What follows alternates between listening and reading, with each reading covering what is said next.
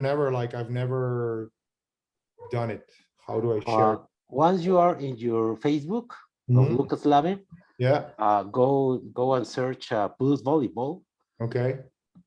and that post of the live streaming, you can share it with you in your feed. But I already shared one. Is that? Oh, I see it now live right here. Okay. You share I the got it. alert. I got Okay. it. I got it. Okay. Well, here we are live. Hello, everybody. Hello, boys and girls. How are you? I'm Alejandro Castillo, streaming from the largest city in the world, Mexico City. Today, Tuesday, May the 18th of 2021. It's nice to be here, and it's nice to be here with a great guest. Today, in the episode 158, it's a pleasure for me to introduce you. USA Volleyball Women's National Team Assistant Coach, Luka Slabe from Slovenia. Well, right now he's in Anaheim, California, Southern California. How are you, Luka? Nice to have you here. Thank you, Alejandro, for hosting me. I'm very happy to be here with you. I just came back from our gym and I'm in my hotel room. I'm going to do some packing today. One more practice tomorrow, and we're going to Italy on Thursday. So a busy few months or a few weeks ahead of us. I can imagine. Well, as all of you guys may know, VNL this year we will play it in a bubble format in Rimini, Italy, starting next Tuesday, right? 22nd? Yes. For the women teams, next Tuesday we play Tuesday, Wednesday, Thursday, and then men's team follow Friday, Saturday, Sunday, and those 3 days when men play, it's 3 days off for us to train and to do some recovery, and we repeat that 5 times.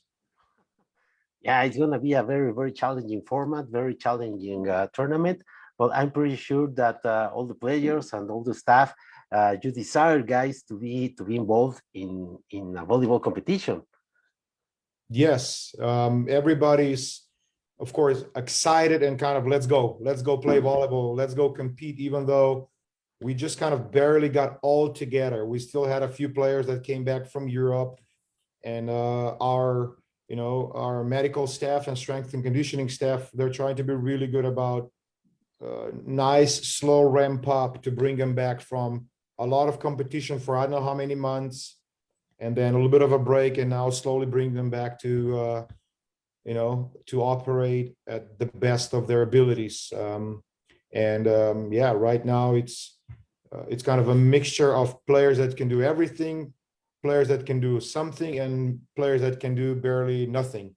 So we gotta mash this together and come up with something that's going to represent USA volleyball in VNL on a high level. Yeah, right. Well, players like Michelle Barsh-Hackley, like Misha Hancock, they played 2 weeks ago the super finals in Verona, and I think for those kinds of players, Kim Hill also, it's pretty tough, right? These times.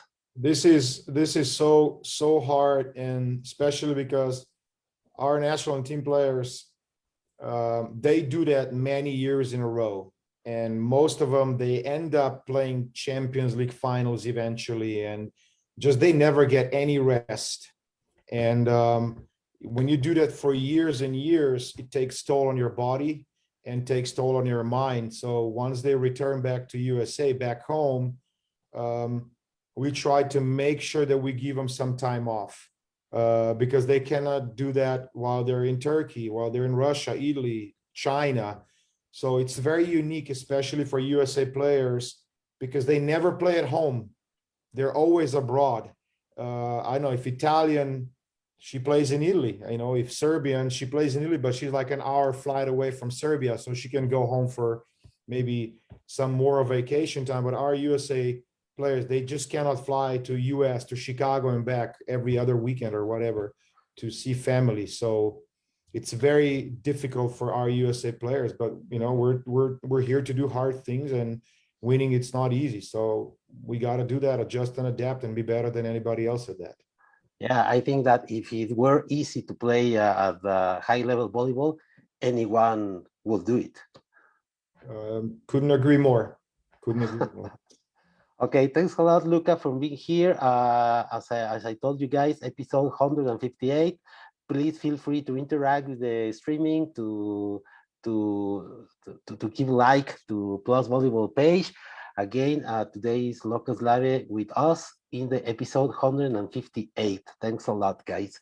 So, well, you are right now in Southern California, right? Not exactly in Anaheim.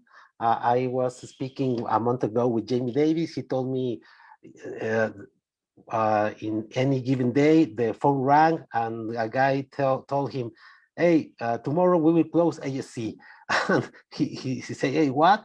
But well, fortunately, he negotiated that the national teams can be there almost until July this year to be ready for Olympics.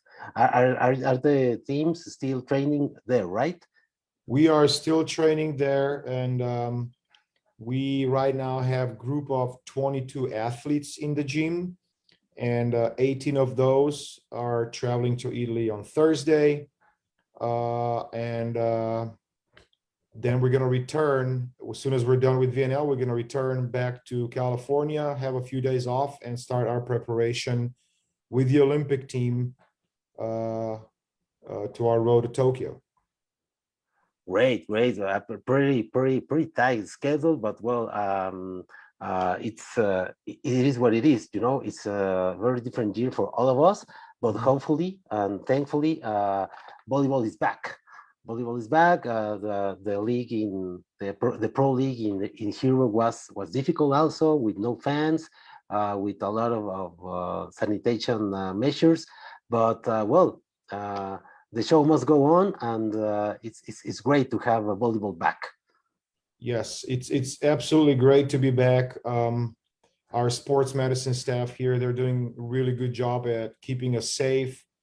And it takes a lot from all of us to keep this bubble, USA bubble, safe and protected. So unfortunately, we cannot host any fans. We cannot host any visitors, any consultant coaches, people that usually would come in, hang around, see us in action, tell us what they see, how we can get a little bit better. So we need to eliminate all of these people out of the gym, and it's just us and men's side with I would say with that immediate staff.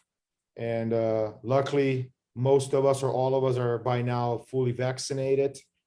So that gives us another layer of protection, knowing that we got to fly in a couple of days to Europe, and then being inside of the bubble with 31 other teams, including men's teams. So it's a huge operation, VNL, especially now being in a bubble. And I feel like with being vaccinated, we added another layer of safety, but that doesn't prevent us from continue being the best we can be, wearing masks, hang out on our own, stay away from other people, and buckle down and just keep your head down and hope everything goes according to the plan, that nobody tests positive, and we get out of it healthy and ready, the best possible way, ready for the Olympics.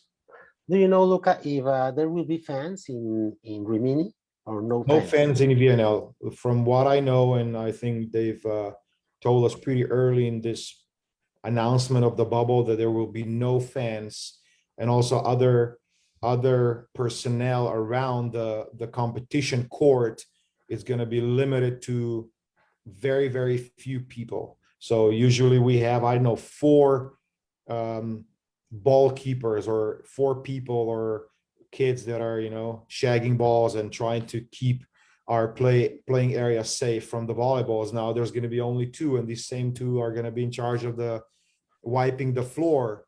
In the past, you have different people allocated for that task, which is really important to keep our playing area safe. Now that's only 2 doing everything. So wow. It's going to take some time to adjust and to figure it out how this is going to be run. But absolutely, they're going to keep venues to the bare minimum, just to protect us from catching any virus or spreading any of it. Yes, of course. I was watching the European qualification tournament this last weekend. Games in Austria, games in Hungary, in Budapest, and it's pretty unusual to watch volleyball games at this level with no fans. But well, again, it is what it is. Do you think how much do you think this can affect for the good and for the bad, the level of the game or the performance of the players with no fans, no local fans, and no foreign fans? Playing sports or compete in front of empty arena, it's not the greatest thing. We are emotionally attached to our fans. Players and coaches, we respond to our fans. They respond to us. And now there's no feedback. We make a great play. There's nobody to acknowledge that for either sides, and it's going to be very unique to run such a big and an important tournament without any fans. But it's going to take much more than from us to be able, to give each other enough support and, having our bench to cheer and support people that are on the court at that time. For sure, it's going to be different, but they've done it now for the year professionally, and somehow volleyball has been played, and most of the leagues have completed their championships, and Champions League was completed, luckily. So it's possible. It's just going to be different, and I think we're going to learn a lot from this experience. But we cannot wait to have fans back to the gym, and I really hope that Olympic Games will allow some fans. We know it's going to be only Japanese fans, and they are probably one of the best, most knowledgeable fans in the world. They're really good about supporting and cheering for both teams. When the good rally happens, they acknowledge that. And I really hope that Tokyo Olympics will have some fans in the stand. So that's going to make that tournament what it should be, the most intense and probably, the best tournament in 4 years that you get to play, hopefully. Yeah, right. Well, besides Champions League, also NCAA was played without fans. ABP in Long Beach last year was played without fans. Were you with the team when 2 or 3 years ago with the finals in Nebraska? You mean NCAA finals? No, with the Nations League, VNL. Yeah. I was in VNL, yes. Amazing environment, right? Yeah, electrifying environment.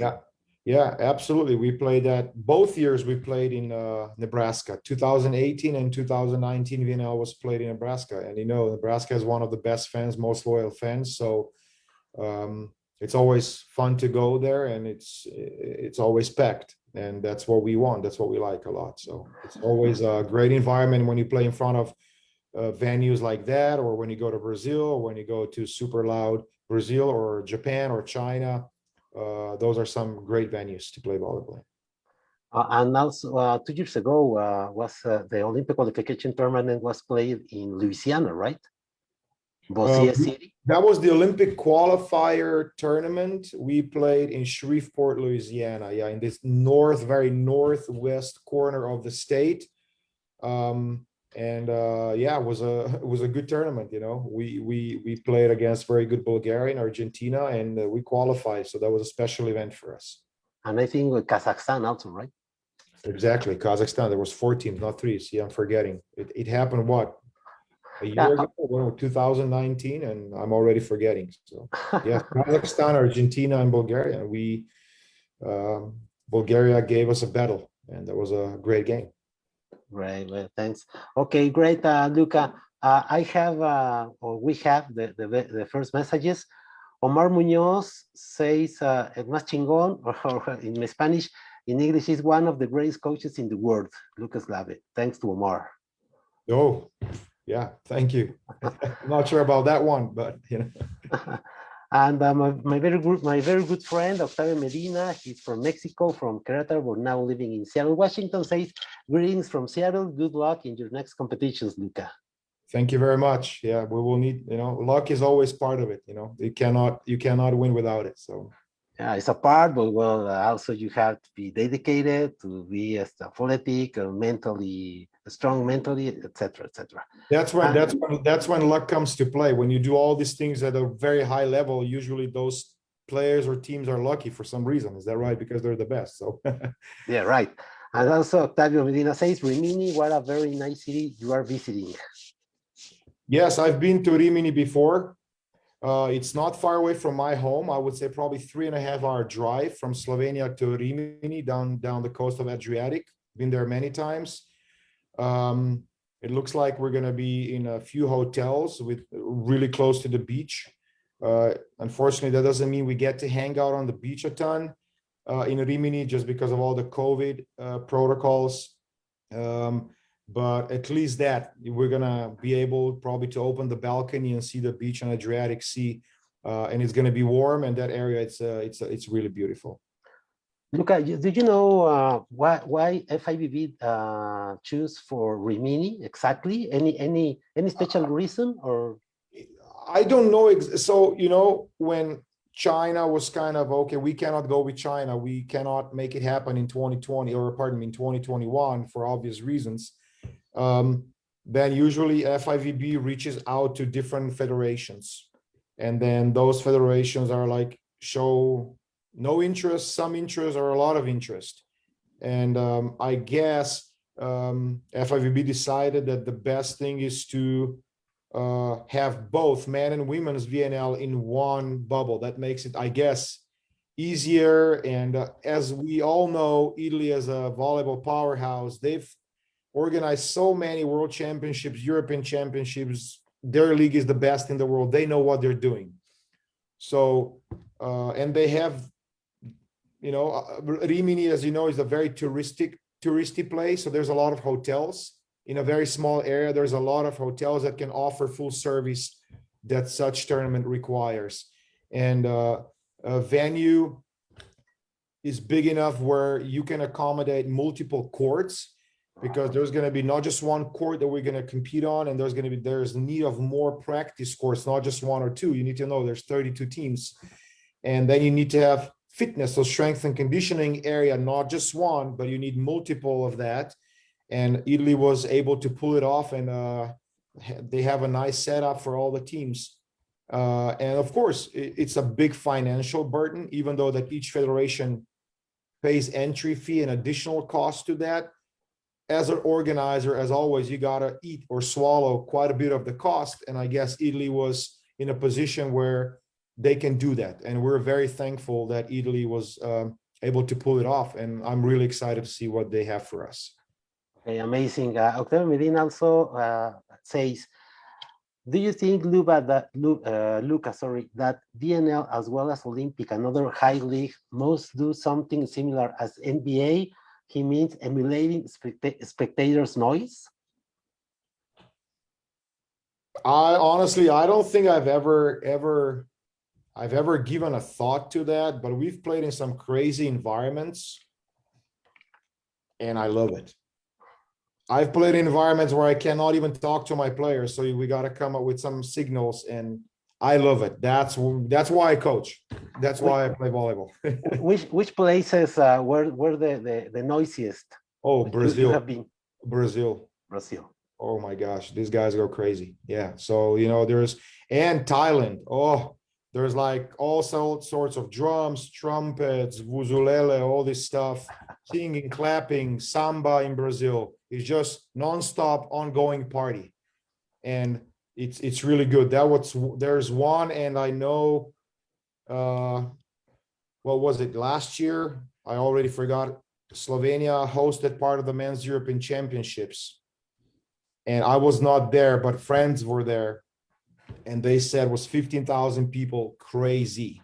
Like they've said nothing like that. Like I talked to some other coaches from other national teams like Russia, France, and they were saying it was unbelievable. So, Slovenia did a really good job organizing that, and our team did really well. So, they sold out every night and it was amazing. But in general, these traditional venues, for sure, Thailand is loud.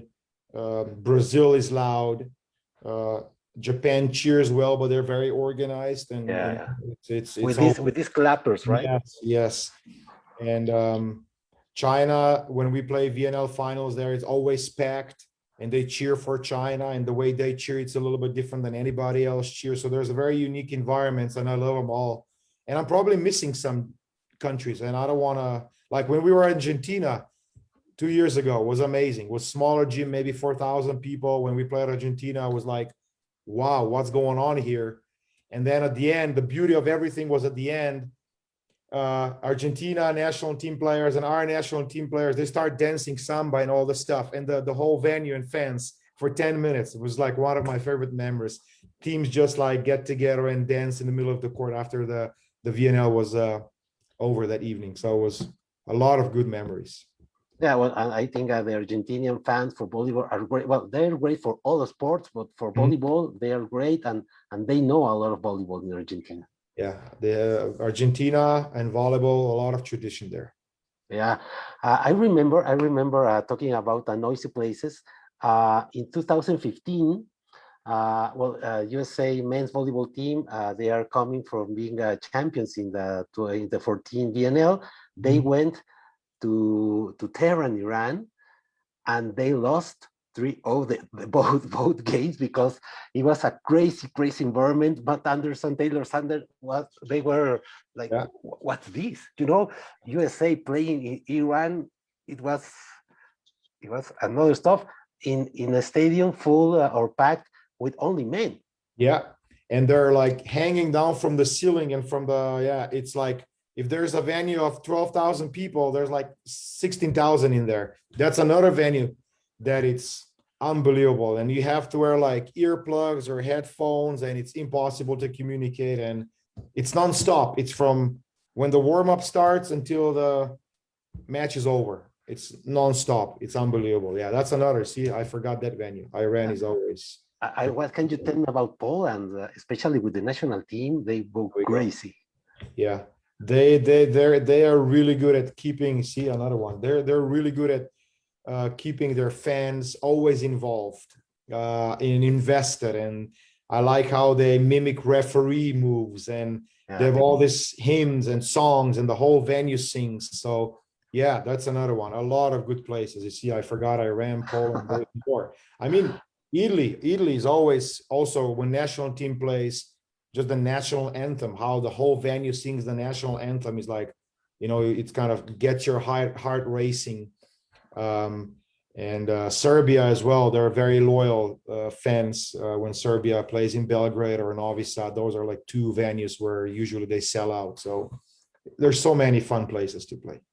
Yeah, and talking about NCAA, which place do you think is the noisiest? BYU, Brigham Young University. No question, BYU. Packed every night, at least men's game, packed, and it's ongoing stuff. And fans know volleyball, and it's super loud, and it's kind of, fans sit on top of the court, so everything's really close. And when you serve, fans are right behind you. So I remember sometimes when we would play like big rivals like UCLA, fans would like pull UCLA jersey, like t-shirt, like with the servers. It's a tough venue to play, but it's fun because it's always like, all teams are saying, hey, that's where I want my players to go play a lot, because they never experience that elsewhere but at BYU.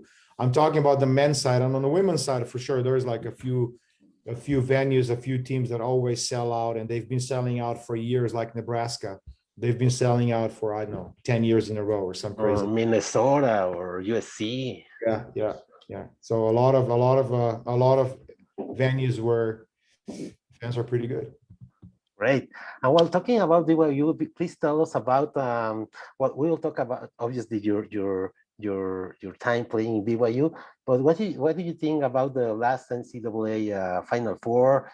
Hawaii won the championship. BYU was the runner-up. I think BYU, they made a great season, but well, at the end, Hawaii this time was better. What's your opinion about the season of BYU? I will be honest. I kind of distance myself a little bit from really following BYU. I know what's going on, who they're playing, what are the results, but I don't know more than that. So it's really hard for me to comment. I can tell you for the time that I was there, that we had very similar seasons.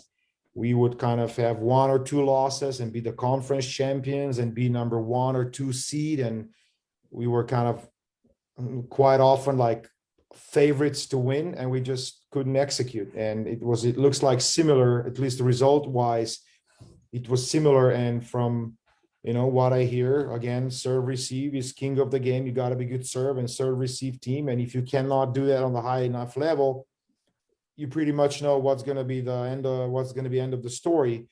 And I would say same thing happening to us in 2016, 2017, and it sounds like same thing happened now in 2020 or 2021 season.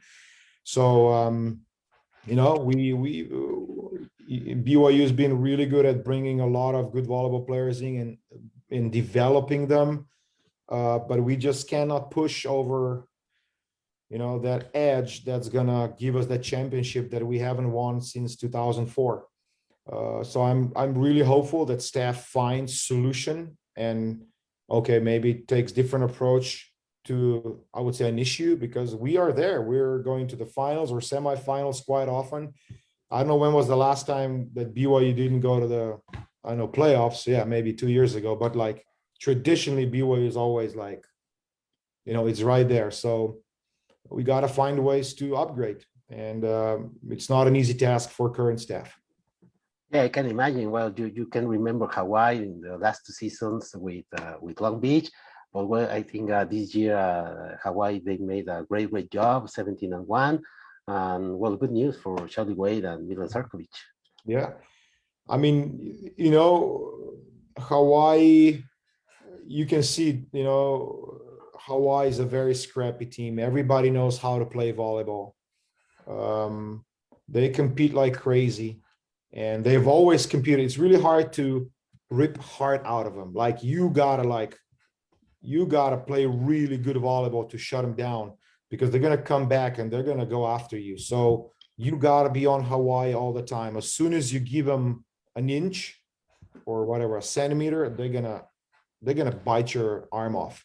So the only way to win against Hawaii, you got to put a lot of pressure on them with the serve, and you got to try to kill the ball right away. As soon as you let them touch you and block you, and then they have this transition volleyball going on, it's going to be a really tough battle, and that's what you want to do. But they're trained well. Everybody knows how to set. Everybody knows how to hit here and there, and they hustle, they play hard volleyball. I like that. Yeah, well, I'm also talking about BYU. Maybe you are aware that Gabi Garcia Fernandez, the Puerto Rican guy, he ended his career and he's going to play for Lube in Italy.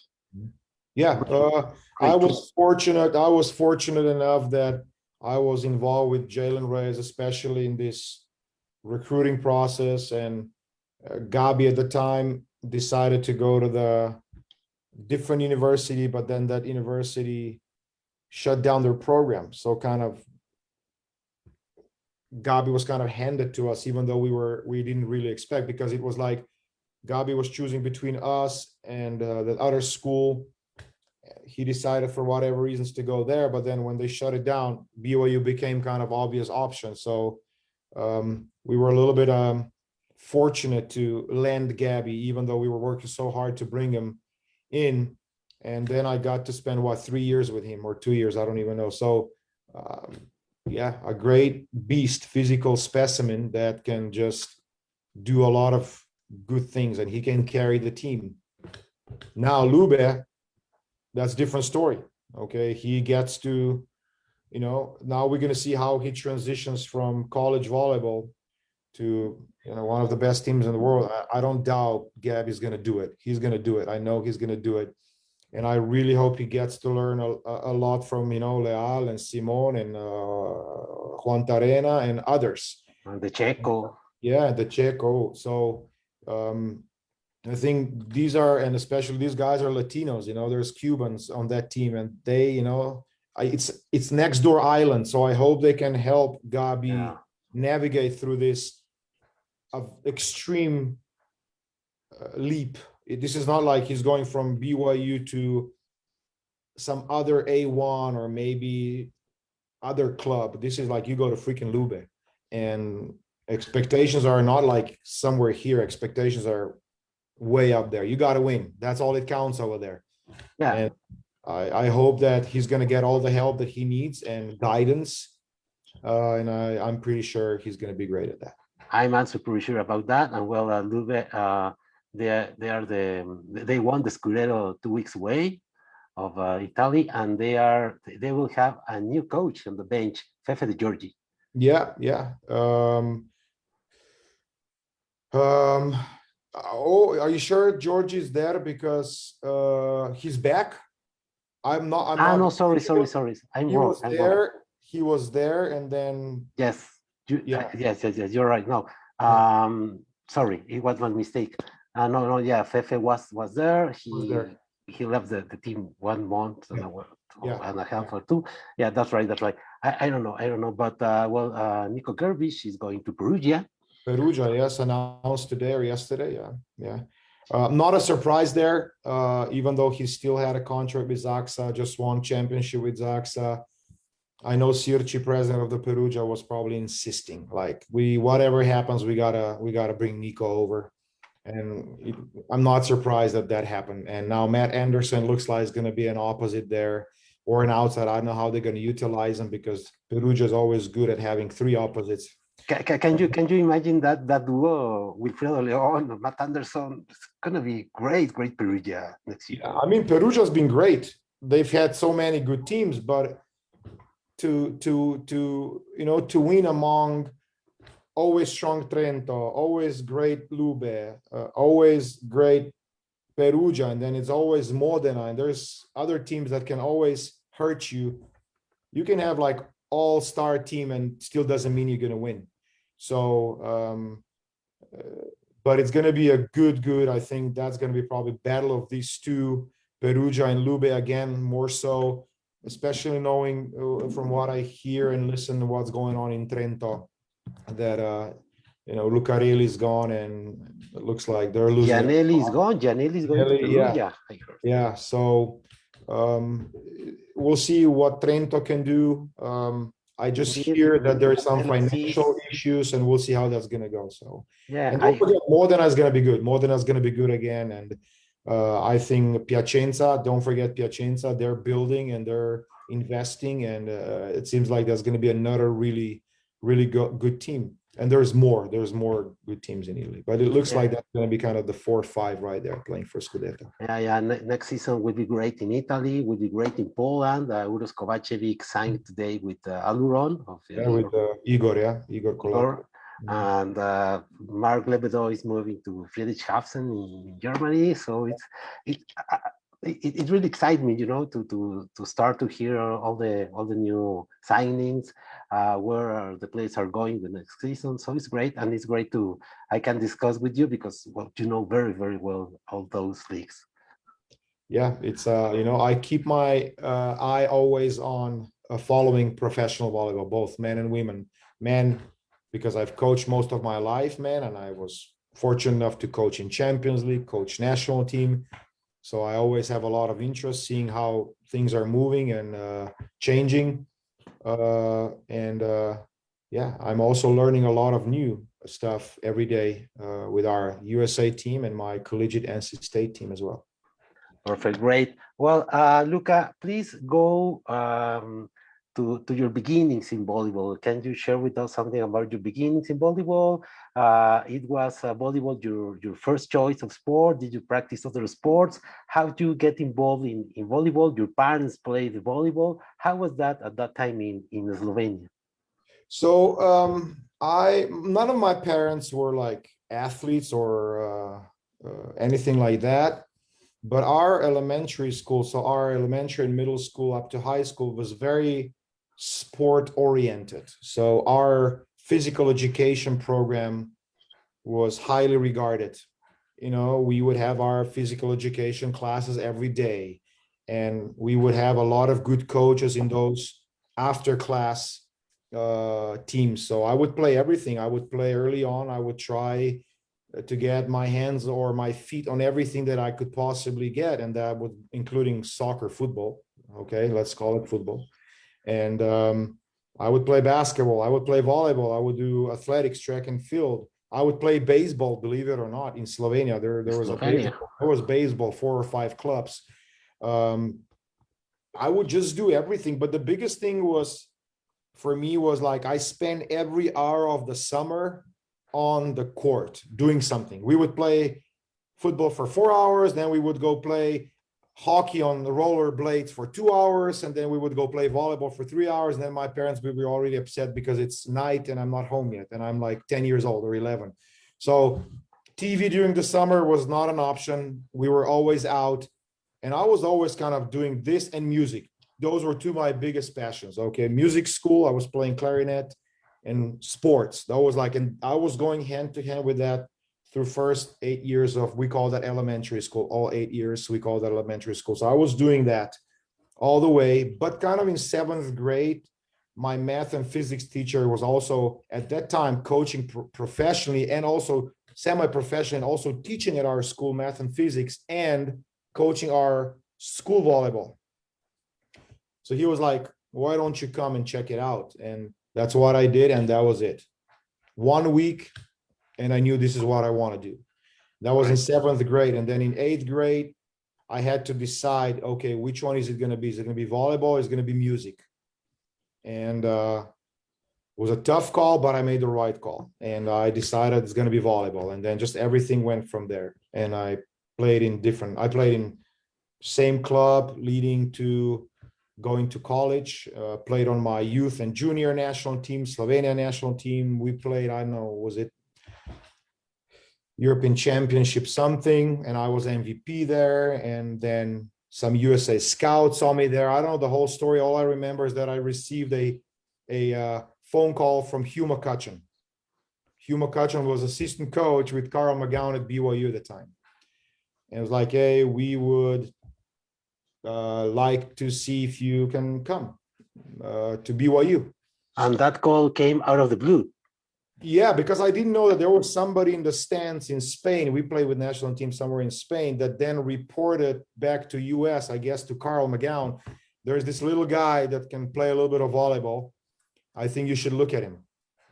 And then that happened. And I took a visit to Provo, Utah during the summer. So I didn't really see anything because there was no season, but I was just walking around the campus and seeing what's going on. And I didn't know anything about BYU at the time, that it's a private Mormon school. But my brother kind of, hey, do you know where you're going? I'm like, not really. So he told me everything about, what's going on over there. Yeah. And in 1999, BYU won their first national championship with Ozzie Antonietti and Ryan Millar and Casey Jennings and Mike Wall and all these guys. And then Hector Lebron. And Carl was already like, I don't know what, 2-time gold Olympic medalist as a coach. And it just made sense to me. Like, let's go. They're the best team in the country right now, probably. They kind of showed interest to have me there. And I decided to leave Slovenia and went to college. And no other school in the United States yeah, showed interest in you? They did, but I was like, thank you very much, but no, thank you. So there was BYU right away. Yeah, I didn't even reconsider anything else but BYU. It fit academically, it fit volleyball wise. I knew that I want to go into get the best possible coaching and to get the best possible education. And as you know, in men's collegiate volleyball, you have only 4.5 scholarships available, but you can break them apart. So you can give 20% to Alejandro, 30% to Hector, 50% to Luka. So there's rarely a full ride that you give to somebody. Okay, we're giving 100% of support to Alejandro in this case, let's say. So also I had to look from financial point of view. Okay, BYU is relatively cheap comparison to UCLA, Pepperdine, anything else. Stanford. Yeah, it's not even, it's 10% of the cost when you're looking at BYU. So also financially, I had to make sure that I'm putting a lot of burden on my parents, and they helped me through that. And then I gained more scholarship through my performance, and I think I was in pretty good academic standards. And that's kind of the story right there, how I grew up doing multiple things and end up playing volleyball a lot. Wow. Amazing. Yeah, well, with BYU is a great school, and well, also they have a great volleyball program. Not just now, but since a lot of years ago. Yeah, I agree. Carl McGowan started building it in early 90s. It was a club in before that, but then it was sanctioned as a Division I, Division II sportsmen's volleyball. Carl took over, and he went from having 1 win and 30 losses in 1991 or two to winning first national championship 8 years later. And it's different than professionally. Oh, we have sponsors, we buy. No, here you got to recruit and you got to develop. And it's extremely hard to recruit at BYU because it's a very unique place to be. I So know that. not many non-Mormons want to go there because there's honor code. You can do this, and this. So it's so hard to recruit. And Carl was like, I need to develop and I need to get better at coaching. And that's what he did. He brought in good athletes and made them play a good volleyball. And because of him and everything that's happened in the past, now we can actually talk to also volleyball players that are not part of the Mormon culture, but they would consider to come because the program is so good. And without Carl and what he did and grind for so many years, it would be really hard to do that. Yeah, I can imagine that. Can you hear me? Your screen is frozen. Luka? I think I lost you. Oh, I'm here, Luka. Can you hear me? It's all right. Yeah, I can hear you. Yeah, your screen froze. I'm here, Luka. Can you hear me? I can hear you. Can you hear me? Yeah, we're good. I can hear you. Back. Perfect. We're back. Yeah, we're good. Yeah. Good. And so, how was your development from your freshman year to your senior year in BYU? Which other national team players from United States or other countries have you played with? So development, I don't know. I was so locked in to just make changes and get better. I think I developed overall better game. I was better in serve receive. I became better server. I for sure became better at reading the game. I'm not the tallest guy, but I had a pretty good jump. So I had to read really well to be able to block something. But something that was my strength, I was a fierce competitor. Like for me, losing was not an option. And I would go through the wall. Even now, if you put me on the court right now to play with our national team girls a little bit, I'm going to go through the wall. It's just like nothing's going to stop me. That was always, I would say, my strength. But with coaching staff that we had in place, like I said, Carl McGowan, Hugh McCutcheon, and Troy Tanner is Olympic gold medalist from '88. Yeah. Like it was so hard not to get better unless you were like on purpose trying to get worse, because plan was always there. The way they taught the skill was always there. So you just had to dedicate yourself to that. So I would say for sure I got better in all areas of the game. I just don't know how much. I really never paid attention to, I just want to go in and compete and play hard and do it what I think the right way. I was somehow successful at that, but I was just okay volleyball player. So I played with, I was around Ryan Millar for some time, Richie Lamborn, and then a bunch of, Puerto Rican guys that at some time played for the national team, Hector Lebron, Jaime Mayol, Joaquin Acosta. And then there was guys that played on Brazil junior national team, Rafael Pal, Fernando Pessoa, and some of our USA compadres, is that right? They eventually played, like Scott Bunker, Mac Wilson, Mike Wall. All these guys eventually end up playing on the USA national team. Angel Perez, another Puerto Rican that was like starting setter for Puerto Rico for 100 years. So, all these guys went through BYU. I know Casey Jennings would be another one that was great later on, one of the best AVP beach volleyball players. He's married to Kerry Walsh.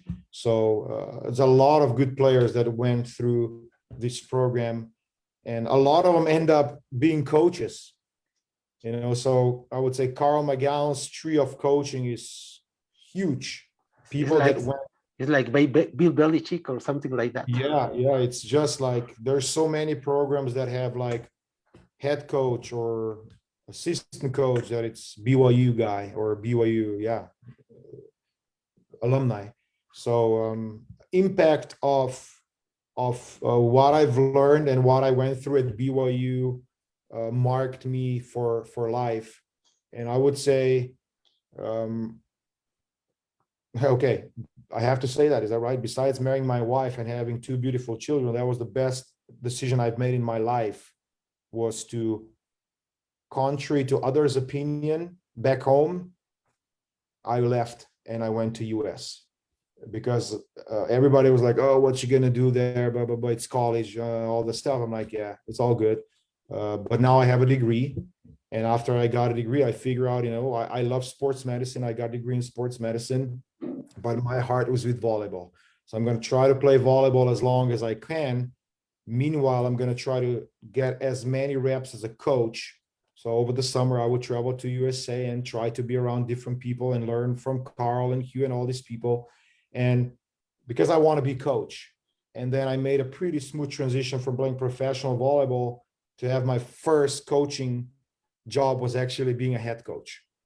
So it was a pretty, usually have to go step by step and be an assistant coach, but I was pretty fortunate to be able to get that head coaching job immediately, and just then went from there. And being a coach was clear for you since you were a child or since you were in college in BYU? Since when?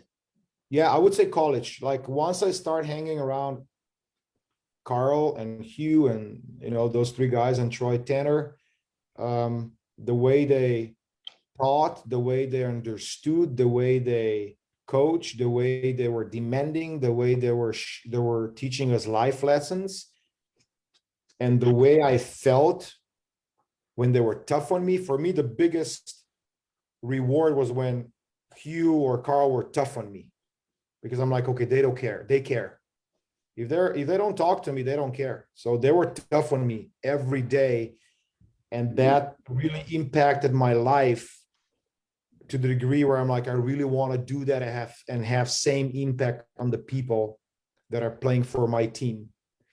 Um, and that's when I decided I really want to do this down the road, when I'm ready. Wow, well, thanks for sharing, Luca. The story is almost the same with Jonas Perot, right? In UCLA, he told me that he studied something like biochemistry, I think, and in the middle of his career, he said himself, "Hey, I never thought about that, but yeah, I want to be coach." It's pretty Yeah. amazing. It's pretty amazing, the similarity. And he was around Al Skates and spent time with Al Skates as a assistant coach, and so he went through a lot of good stuff with Al. And then he was on a coaching staff when they had all the success with USA men's team, 2008 and so on, and then eventually took over USA men's job. And so he's been around a lot of great people as well. He was fortunate, just like me, to have some really good mentors, people that were willing to invest into us. And that's my next comment. We are talking about UCLA, All Skates. Karsh Kirai won 3 national championships with All Skates. Jonas Perot played for All Skates, and you were very, very good influenced by Carl McGowan. So, how important it's to have good mentors, good role models, right, in your life, in this case, in your volleyball career, because the knowledge is recycling with you guys. I think role models is everything, and it comes down to, I think the most important thing is, can one of your or both parents be a role model? And some of us are fortunate enough that's the case, some of us not. But on top of that, your parents or a parent being a role model, which I think is the biggest success as me as a father, to be a role model for my son and daughter eventually, that you have people like that in your life. And it doesn't have to be only one, only Carl or only Al. you know. But my thing was always, you know, if I'm gonna invest into this, and if somebody else is investing into this, that's a pretty huge investment on someone's end, you know. And Carl was consistently investing in me. I'm not saying that he was the one calling me all the time and reaching out, but every time I needed him, every time I would email or call him, like email was like respond within 10 minutes. Like he would return email right away. If I would call him, he would call me back immediately if he wouldn't be able to answer. And people that really want to share, people that really want to invest in people that are motivated and they're trying to get better, those are the people, those are role models for me. And it's same for Karch. Karch is available to me, to our staff, to our ladies, to anybody 24/7. Like, and you know, those are people you want to surround with, people that love you, that like you, and you don't want to waste time with others. That's something I've learned. Surround yourself with people that you know, they can help you and you can help them, and you can coexist and do something great together. Do you have to agree on everything? Absolutely not. But can you talk about it all the time and try to figure better ways? That's what you're seeking for. That's what you need. So I always try to surround myself with people that are way smarter than I am, because that's the only way I can get better. So I'm trying always to be superior in these relationships, so I can pick up their brains and get better at everything they can offer. They have to offer. Yeah, if you wanna be good, you wanna be surrounded by the better, right? By the Yeah, best in the yeah, business. yeah. I mean, I made a mistake. No, I don't want to put myself being superior. I want to always be inferior in this relationship. So I want to be always the one that needs to learn more from people that are great, and surround yourself with those people. Yeah, and you know what? Well, Karch was here in the show almost 1 year ago. It was amazing. In the 158 talks, that was the only one who I couldn't sleep the night before, you know, because it's Karch, is the GOAT, is the greatest of all time. What can I ask to Karch? And one thing that, well, the thing most amazes me about Karch is that he told me, Alejandro, uh, I'm not um, it's not I don't want to be I don't want to buy the phrase the GOAT, because I'm just another guy who loves volleyball. And Karsh told me, I think my number one skill is I keep learning all the time from all the people. And I told myself, wow, this guy, my idol since my childhood, is telling me that. So everybody below Karch, we must think the same, you know? If Karch says, I'm open to keep learning all the time because I don't know everything. That's a true statement. Karch is a machine. Like, he upgrades his software 3 times a day. Like, it's unbelievable. Like, he will always ask questions, and he's going to ask tough questions, and he's going to always pick your brain, and he's going to always try to learn more. And I don't think I've been around many people that have capacity to do that. One thing is you're saying these things. Oh, I'm a learner, I want to learn. And another thing is you're actually doing it. And I would say most of us, we talk about it, but Karch is doing it. And, you know, I talked to some of his coaches, Doug and Marv, and I'm like, how was he as a player? Because I see YouTube videos, he was tearing the nets down and yelling at referees. That's how people know him. They know him by winning all the possible gold medals. Yeah. But I talked to these people and were like, yeah, he was another level when it comes to learning. And he's very intentional in that. Like, you should see our practice plan and everything that we are about. It's well thought through. We all voice our opinions or thoughts when it comes to one matter. We're going to talk about this. Okay, what's your thought? What's your thought? What's your opinion? And then we have a discussion. We think we come to some pretty good, nice decisions. And Karch guides that process amazingly well, where he lets you speak. He always takes your opinion and everything in consideration. Again, in our office, we don't have to agree. We can be on a completely different page, but the bottom line is, are we okay with the final decision that we're making? And I would say we rarely walk away from our meeting saying, yeah, you know what, I don't think we've done enough, or we talked enough. I always feel we walk away with a good plan, or somehow good solution, the best possible solution you can. And that's thanks to Karch. Probably everybody else, we would already, oh, let's go home, or let's do some other job and work that must be done. But we're very thorough, and Karch is very thorough about everything. Yeah, I totally agree with you, and he's a great leader, and I wish you guys the best for VNL and Olympics. Yeah, Special Olympics. Special Olympics. Special Olympics. Yeah. And what happened when you were in BYU with the national team? Did you split your time with the BYU and playing the national team? So when I was at BYU, I was not involved with USA yet. But during my last year at BYU in 2018, I already started talking to Karch and possibility. No, sorry. I meant when you played in BYU. Oh, with playing in the national team, Slovenia. Yeah. So I mean, you know, how the men's season is in college, it's perfect, because you're done early May.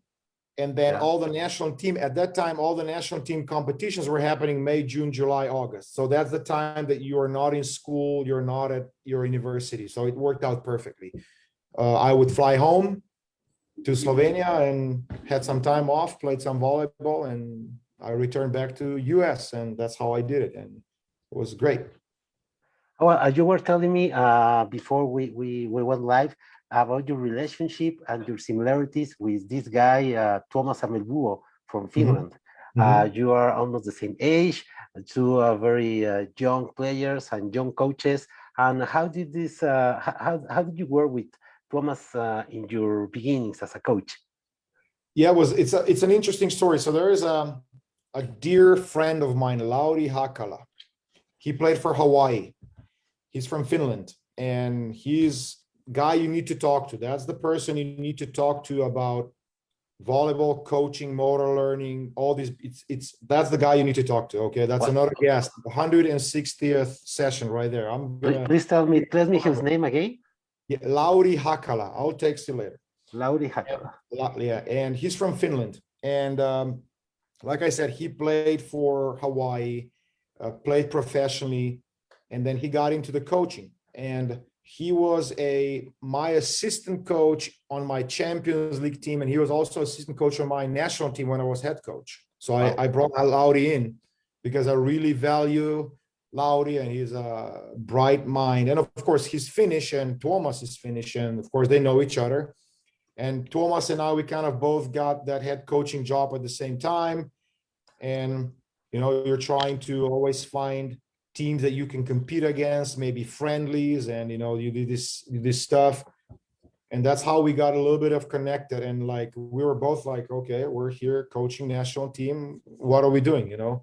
So we met a few times, and we had this, you know, conversations and dinners, and just shared a lot of how we are approaching this, because he was coaching very experienced team at the time, that golden group of Finnish volleyball players that took fourth at the European Championship. And the crazy thing is, Tuomas was their teammate. Yeah, I remember that. And they played at that time in Group A of World League. World League, yes. And Slovenia has had this amazing generation of players that are still playing right now, that at that time were 20 something, and now they're in, you know, late 20s or early 30s. They're kind of on their way out.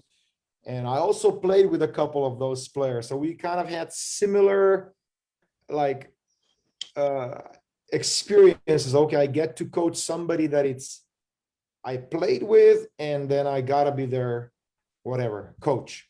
And we're both young, and how much trust do we have? How do we gain trust from people that we played with? Or none of us, Thomas or myself, went through some crazy big period of coaching experience. So it was like, okay, how much trust do we have there? Yeah, probably not a ton. So how can we, how can we build some trust with our team and go off that? But another I would say similar thing is that both of us, without that opportunity coaching, being head coaches of Finnish and Slovenian national team, both of us would probably not have what we have right now, or our way towards that would be very different, or maybe even more difficult. I mean, it's been already very difficult, but like now Thomas being head coach of the Russia national team and coaching some great clubs in Russia, and me coaching USA national team, and being in US where I always wanted to be in coach in college. That was kind of my dream. Eventually I want to go to college and coach there. That was always my dream, more than coaching profession in Europe. But I want to do it, and I did do it for a few years, and then I'm like, okay, now I have opportunity to go, let's go. So those are kind of similar paths, and now of course they're a little bit different, but we're gonna see each other at VNL, we're gonna see each other in Tokyo with Thomas. So, and I hope we can give each other at least a fist bump right there, if nothing else. I'm pretty sure about that. Thomas is a very, very nice guy. He was here, it was in December or January. It was amazing talk with Thomas, very, very kind, very humble. I really was very, very amazed with Thomas. Yeah, we called him European Jiba. How we call Thomas. Like if you watch Thomas play, you see Jiba play. Like Jiba was not the tallest guy, but jumper. Thomas, not the tallest guy, but jumper, and they were both crazy competitors. Really? If you ever had to stand on the other side of the net when Thomas blocks you or kills the ball, and you see his face, it's like, oh, he's gonna kill me. He's gonna kill me. I better turn around. He had this killer face and eyes. He was like a fierce competitor, Thomas, same as Jiba, like crazy competitors. Like you may say like Vital Heinen, because Vital Heinen when he played was like a monster. Hey, I'm gonna kill you, guy. Yeah, a lot of trash talk there with Vital. And with what other with what other coaches do you have the relationship the same as you have with Thomas Amelbuo, or with the same circumstance? I spent 2 years. 2 years, actually 1 year with Glenn Hogue. He was coaching ACH, and I was coaching another team in Slovenia, also in Division 1, and we shared our gym. We shared the venue. So usually he would practice with his team before, and I would follow. So we would cross our paths every day. So here we go. That's a connection, and we would spend sometimes time talking volleyball. I would ask him, and I would come in early and watch his practice and do stuff like that. And then Igor, sorry, Luka, and he will be also in VNL and Tokyo Olympics. Yeah, with Canada, correct. Yeah, now he's back head coach of Canada. And then Igor Kolakovic replaced Glenn at being head coach at Ljubljana. And same thing, we were exchanging, our paths crossed a lot. So Igor and we would spend time talking, and I would watch his practice and I would ask questions. And then I took over Igor's position. After 2 years, Igor left and I took over that spot. So kind of I was around these guys all the time. And then I got to replace them and coach that same team that they've coached in the past. So those are kind of two coaches that I was able to observe and build some kind of relationship, more so with Igor than with Glenn. And another coach that I feel close to, it's Piazza, Roberto Piazza, coach of Milano. He actually came to United States, stayed in my house for a couple of weeks, came to our BYU practice. So Roby and I were, I feel we have that relationship that we can talk volleyball the way he sees, understands, and how the volleyball should be played and coached, especially how the skill should be taught. It's kind of how I think that skill should be taught very often. So he's trying to think out of the box a lot, and he's very emotional, and I like that. I'm an emotional coach. I think we have a lot of similarities how we see volleyball. So Robbie Piazza would be another coach that I feel close to, even though we don't talk every day, but I feel close to a lot. Oh, it's amazing. It's amazing how close, or how close is the volleyball world, right? Yeah, very, very, very small. Even though it's the most played sport in the world, the most federations are registered at FIVB more than football, more than More than anything. FIFA, yeah, more than FIFA. Yeah, more than FIFA, yeah.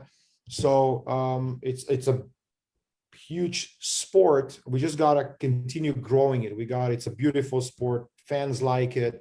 It's dynamic sport. And it's it's not as big as you would think, even though with all the facts that we just stated, people that play volleyball is huge. But coaches, we know each other. We know of each other, even though we don't know each other personally. You still know who's where and who's doing what.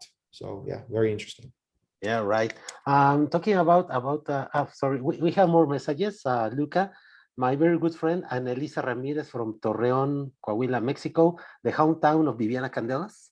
Okay. Okay. She's friend of Viviana Candelas. Anelisa says, congratulations for such an interesting talk. Thanks, Anelisa. Thank you very much. Yes. And Hanson Chang says, what's the goal for Team USA going to VNL? We do this to win. So, if we go to VNL, let's try to win. But our goal is we have a couple really hard tasks to accomplish. Number one is let's get all our players on the same page when it comes to how we want to play volleyball, system-wise, how we want to run our offense, how we want to defend. You need to know that I would say 2 weeks ago, maybe 3 weeks ago, was 653 days since we played 6 versus 6 last time. 600 days. 653 days was a crazy amount of days. Almost 2 years. That we haven't played volleyball. Okay. So after World Cup in 2019, that was the last time, actually in Norseca, that was the last time we played together. So no volleyball in 2020.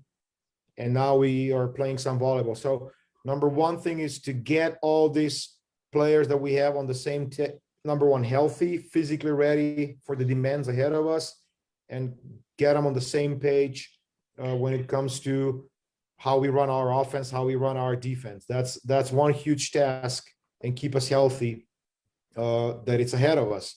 And of course, the second task is while we're in VNL, we gotta make a decision who's going to be our Olympic roster. And as you know, USA Volleyball has a lot of good volleyball players. So 18 or maybe 22 that we have in the gym right now, all these players are stars/starters on their professional teams. So all these girls have status on their teams as being the foreigner on the team or the player on the team. Yeah. And now, we had to go from 22 to 18. So, we already kind of broke 4 hearts for exceptional volleyball players that can probably start on many other national teams. And now we eventually will have to go from 18 to 12. So we're going to have to make some tough decisions and break some more hearts. And those are 2 objectives for us that we need to accomplish while we're trying to play somehow good volleyball, stay healthy, and try to win. We go to VNL to win. Everybody goes to VNL to win. But while we're trying to do that, we're trying to achieve some things, like I said, try to start playing volleyball that we need to play to be successful in the Olympics, try to figure out what our 12 are, they're going to go to Olympics. And then even harder task, who are our starters? Because you want to put starters together as soon as possible and try to, give them time to connect, to reconnect, and to get the mojo going there. So some really, really very interesting, hard weeks in front of that. But we're here to do hard things. We repeat ourselves a lot, you know. If these things would be easy, like you said, Alejandro, earlier, everybody would doing it. But it's not easy. So those are some objectives for VNL.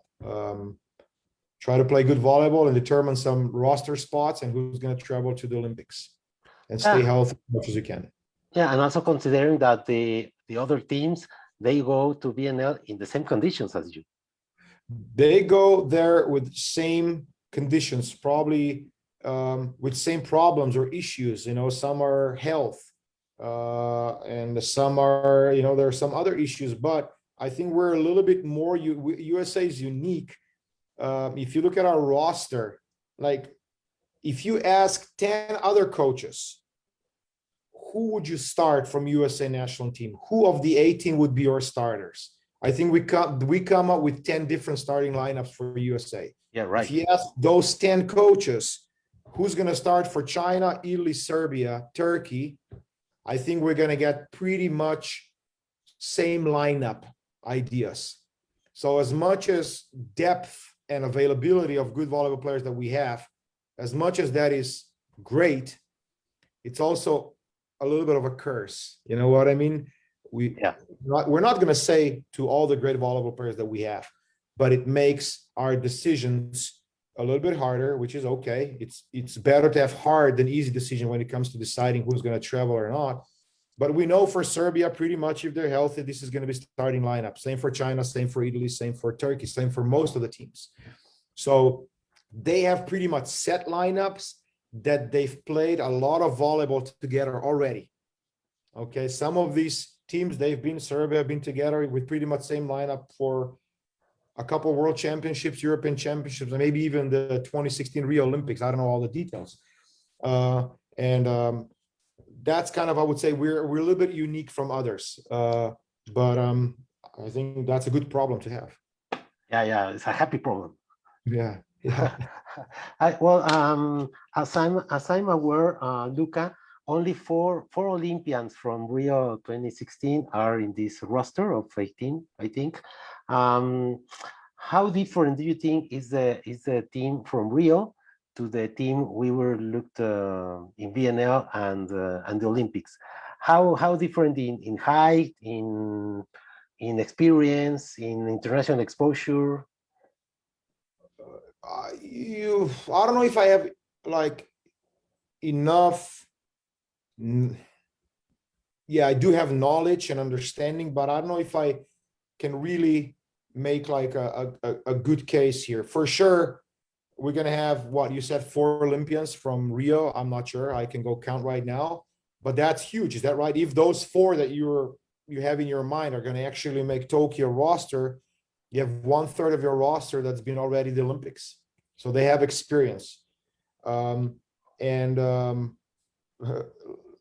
We have all girls that are currently on our roster. They play on pretty much high level teams. So they have experience playing in tough leagues. They have experience playing in championship and gold medal matches. And that helps. But Olympics is different beast. So the only experience that really counts here is Olympic experience, you know, and others is just like, yeah, it's great that you played world championship and VNL finals and blah, blah, blah. But Olympics, it's something different. So experience definitely helps. How different is going to be a roster between Rio and comparing Rio and Tokyo? We don't know. All we know is that some people that were in Rio, they're not here anymore. So we know those are not going to be there. What exactly the roster is going to look like, we don't know. And but I can potentially see, yeah, some people that were playing in Rio being also in Tokyo roster, but we're not there yet. But experience from Olympics, prior Olympics definitely helps. Yeah, totally agree with you. This question is hard, I know, but which teams do you think are the teams to beat in both VNL and Olympics? It's hard to say, right? VNL will see, like you've mentioned in our conversation early on, we know that from what we learned from rosters that we can see that Italy is going to travel with a very young team. So we ain't going to see Olympic team from Italy. Yeah. Very similar with Serbia. China's early on coming with 13 only, and all their starters, they're going to, according to what I read, they're going to join in the second half of the VNL. So I really hope, because last weekend or last three matches, one of them is China, and I really hope we played the best China.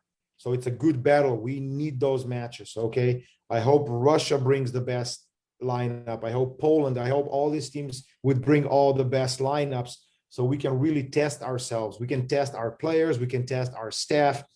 And that would be the biggest thing for me, would be, can we be really, really tested? And if you win, great. And if you don't win, we have a bigger fish to fry in Tokyo.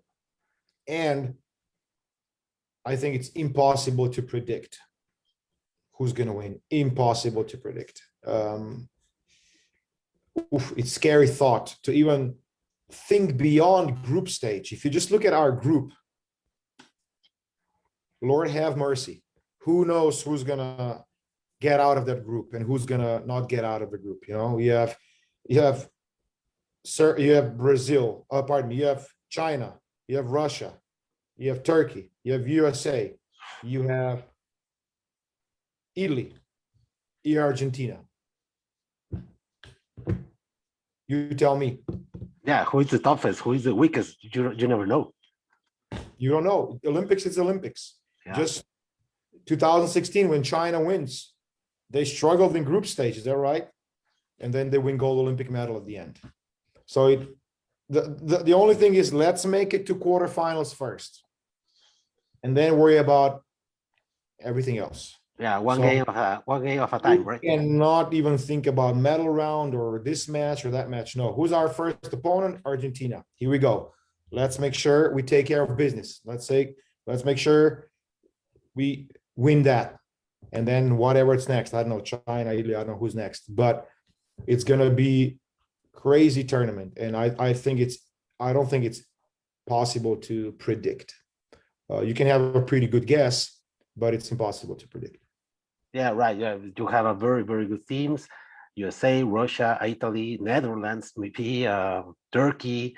The Netherlands didn't qualify, but Turkey for sure. Then you have Serbia in the other pool, and you have Korea. Don't forget about Korea. And when you play Japan in Japan, it's always, you don't know what's going to happen, what's going to be the outcome. They're warriors. They play great in front of their fans. You cannot. And then you have Dominican Republic. They're so experienced, and they're so physical and so good. They're so unpredictable. There we go. That's another team. And it's going to be very, very, very good tournament. Good to be fan. Good to be fan. There's going to be a lot of good volleyball to be played there. Oh yeah, trust me, I will be stalked in the TV for the tournament, of course. Yeah. Well, we'll change of issue right now, Luka. What can you tell me about beach volleyball? Have you ever practiced or coached beach volleyball? In off season, I would play beach, and I would go and play some tournaments locally back home, like national championship and whatever the cup series that we would have going on, but nothing beyond that. Okay. I was always indoor guy, and beach for me was like, okay, I'm gonna go and have a really good fitness session right now, and then I'm gonna go play some volleyball. Beach for me was more like getting all the repetitions, and sand was good for your body. And when you jump in sand a lot, then you feel pretty good when you go back on the wooden floor. It prepares you pretty well. That was my off-season workout, would be a lot of lifting and a lot of beach volleyball. And it was just also a great time just to hang out with my friends and my teammates, and maybe friends that I don't see during the season. I get to hang out with them every evening and have some fun. But I've never entertained beach volleyball as something, hey, I want this to be my career. No, I was always loyal to indoor volleyball only. Okay, but what do you think about the recent development of beach volleyball as an athletic activity, as a show, especially in the Olympics, in the World Championships? What do you think about, and especially in Europe? Europe has grown a lot in the last Yeah, decade, especially in beach volleyball. You see, well, the last Women Olympic champion were Germans, and yeah. right now the beach volley Vikings, small and Serum, they are doing it very, very well. What do you think about the development of global beach volleyball? Amazing. I love it so much. I'm so excited about beach volleyball and where it's heading, because it brings also some non-traditional volleyball countries into the picture. Yeah, Okay, like Norway, Qatar, Norway. Qatar, Okay, you have some like Czech Republic. here we go. Teams that, I mean, you got to know Czech Republic has big volleyball tradition indoor. Okay, huge, going back into, Iron Curtain times. Czech Republic teams were like Czechoslovakia was really, really good, but some non-traditional teams are getting in the spotlight, and just how these tournaments are organized, like FIVB tour, like the one in Austria in Klagenfurt.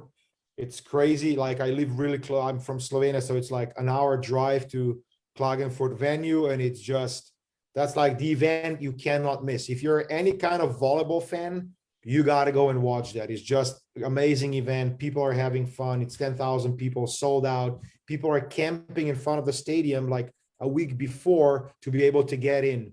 So it's Wow. like it's a really nice event, and I like this tour, and I like where this is going. We just got to continue spreading and sharing and growing this game more. What I've also noticed, like there's more and more indoor beach facilities in Europe, and that's what helps. All Yeah. these countries that we talk about, Austria, Norway, also Slovenia now, we have indoor facilities. That means that you can have people that are only dedicated to beach volleyball, and they don't have to go to US or Spain or Australia to train to these warmer climate areas. No, you can stay there and train all summer, pardon me, all winter, even though I know there's no wind and stuff like that, but it's better than nothing. So that helps that we are getting to the point where beach volleyball, sand volleyball is becoming a sport also in cities where you're away from the beach, away from sand. And Gstaad, Klagenfurt. yeah, and like the growth of the game is incredible. And also amateur or just people that play for fun, now they replace their tennis sessions or whatever basketball sessions that they use. Old people, they go, oh, let's go play tennis for an hour 3 times a week. No, now they're like, let's go play some beach volleyball, some sand volleyball. And it's very interesting and unique to see how these things are evolving, and it's exciting to see how the game grows. Yeah, as you mentioned, for example, in Cancun 2 weeks ago, we have three six events. The beach volley Vikings winning the first and the second. The Qatari guys, amazing guys, they won Yeah. third. You have teams from Russia. You have teams from Czech Republic, Germany, Netherlands, and I think it's growing a lot, beach volleyball. Yeah, and that's a good thing. It's a good thing that we have more opportunities for our athletes, for our volleyball, because some they just resonate better with beach volleyball than indoor. And it's amazing that you have that opportunity, to, okay, I'm not really in for indoor, but like beach is another great way to go about it. Yeah, and for countries like Norway, like Qatar, that it's very tough that their indoor teams can qualify for Olympic Games. So there are 24 spots in beach volleyball, 2 per country, and it opens the opportunities for countries like Qatar, Norway, etc. Right? Yeah, otherwise, their indoor volleyball is not as strong yet. So that's one way to promote the game.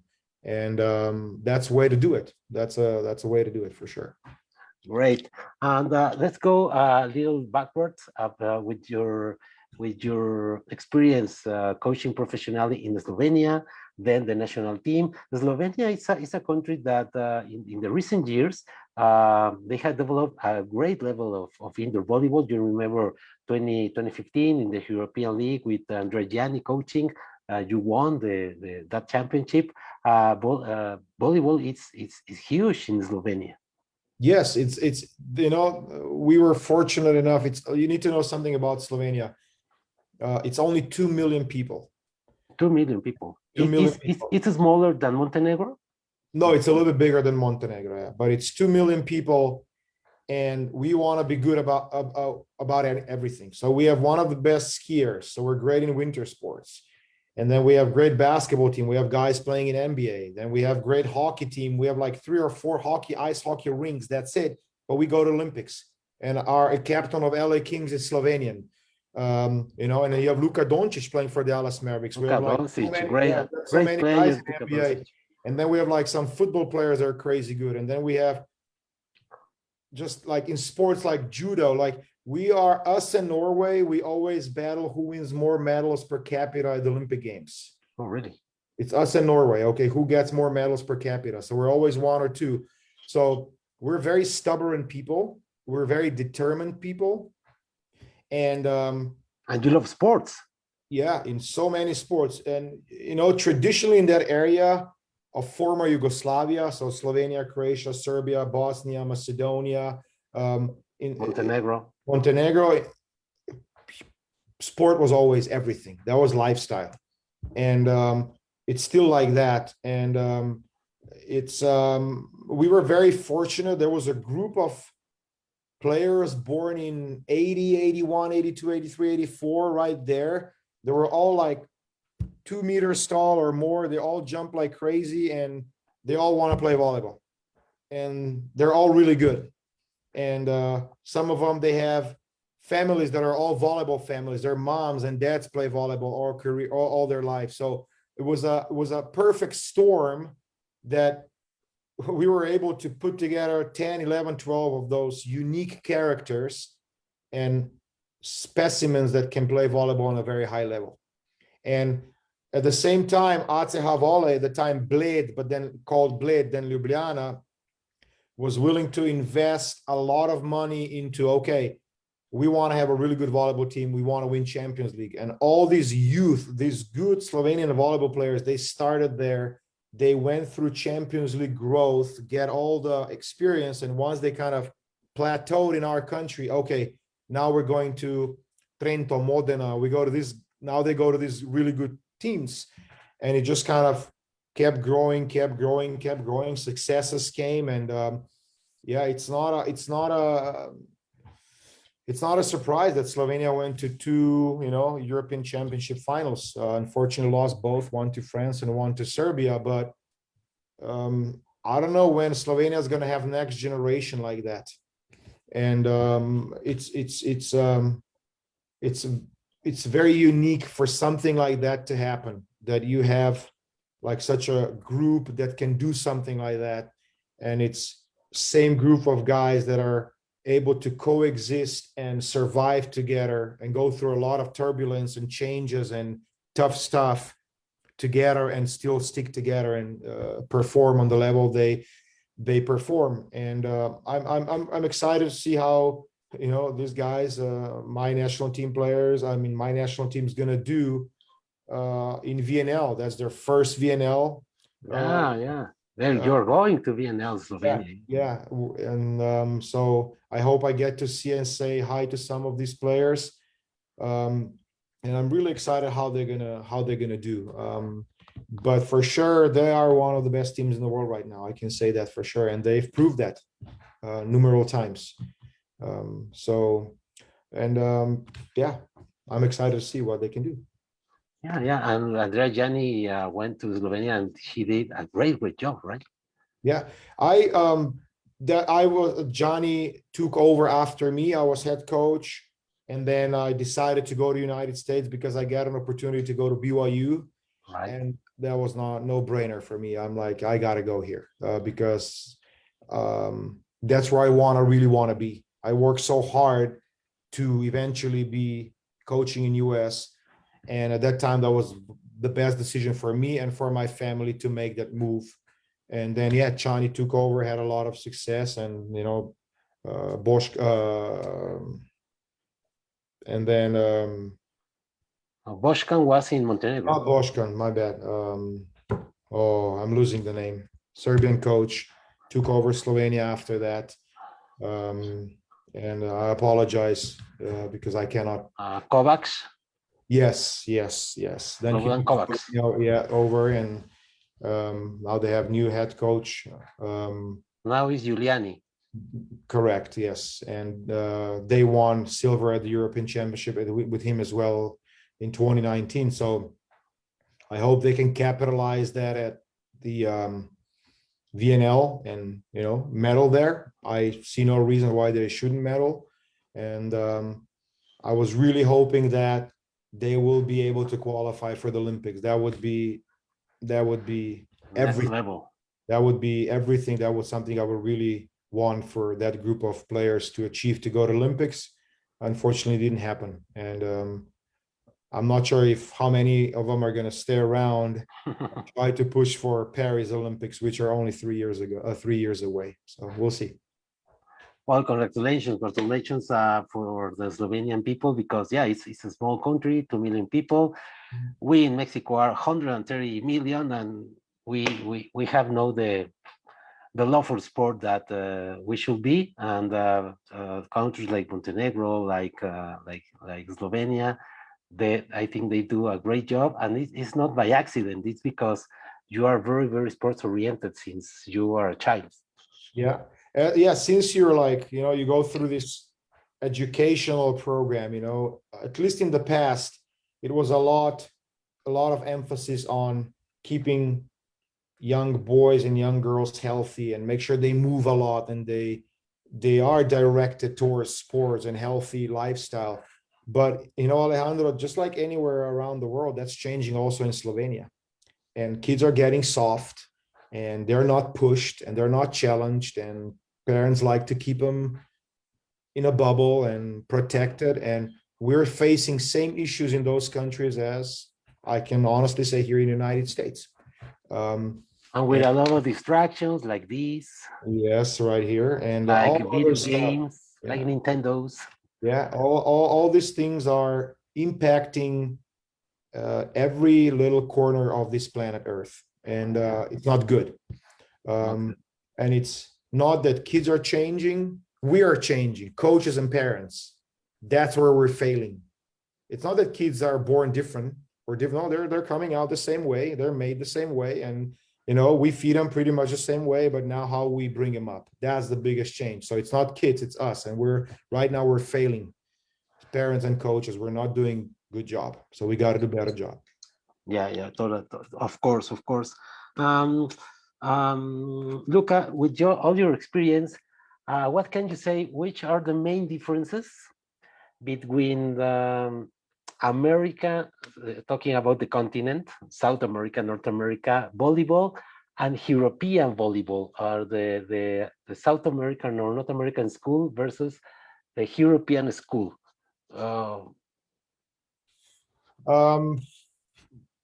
Yeah, that's it's a tough one. I don't ever think I have like a good answer, because I just want to know your point of view. That's absolutely my perception. Totally, yeah. Of how I see it. I think culture of how performance should look like, just culture and how we go about sports here in States. I think we're a little bit better understanding what support athlete needs. Over there's, I would say, less resources in most of the sports that we have here given. Okay, so there is no professional club in Europe, I can guarantee you that has conditions as my college team has when it comes to gym, fitness or weight room, offices, travel, food. We have our own nutritionist, we have our own psychologist, we have our own strength and conditioning coach. We have X amount of coaches, assistant coaches, volunteer coaches, data volley person, support that we build around our athletes here. It's greater than I would say 95% of the professional teams in Europe. Perfect. Elite teams have that. Like Lube, like Kazan, Olimpia, like Lube, Kazan. they have that. They have that support. But what college offers in terms of support for student athletes, nothing can match that when we talk volleyball.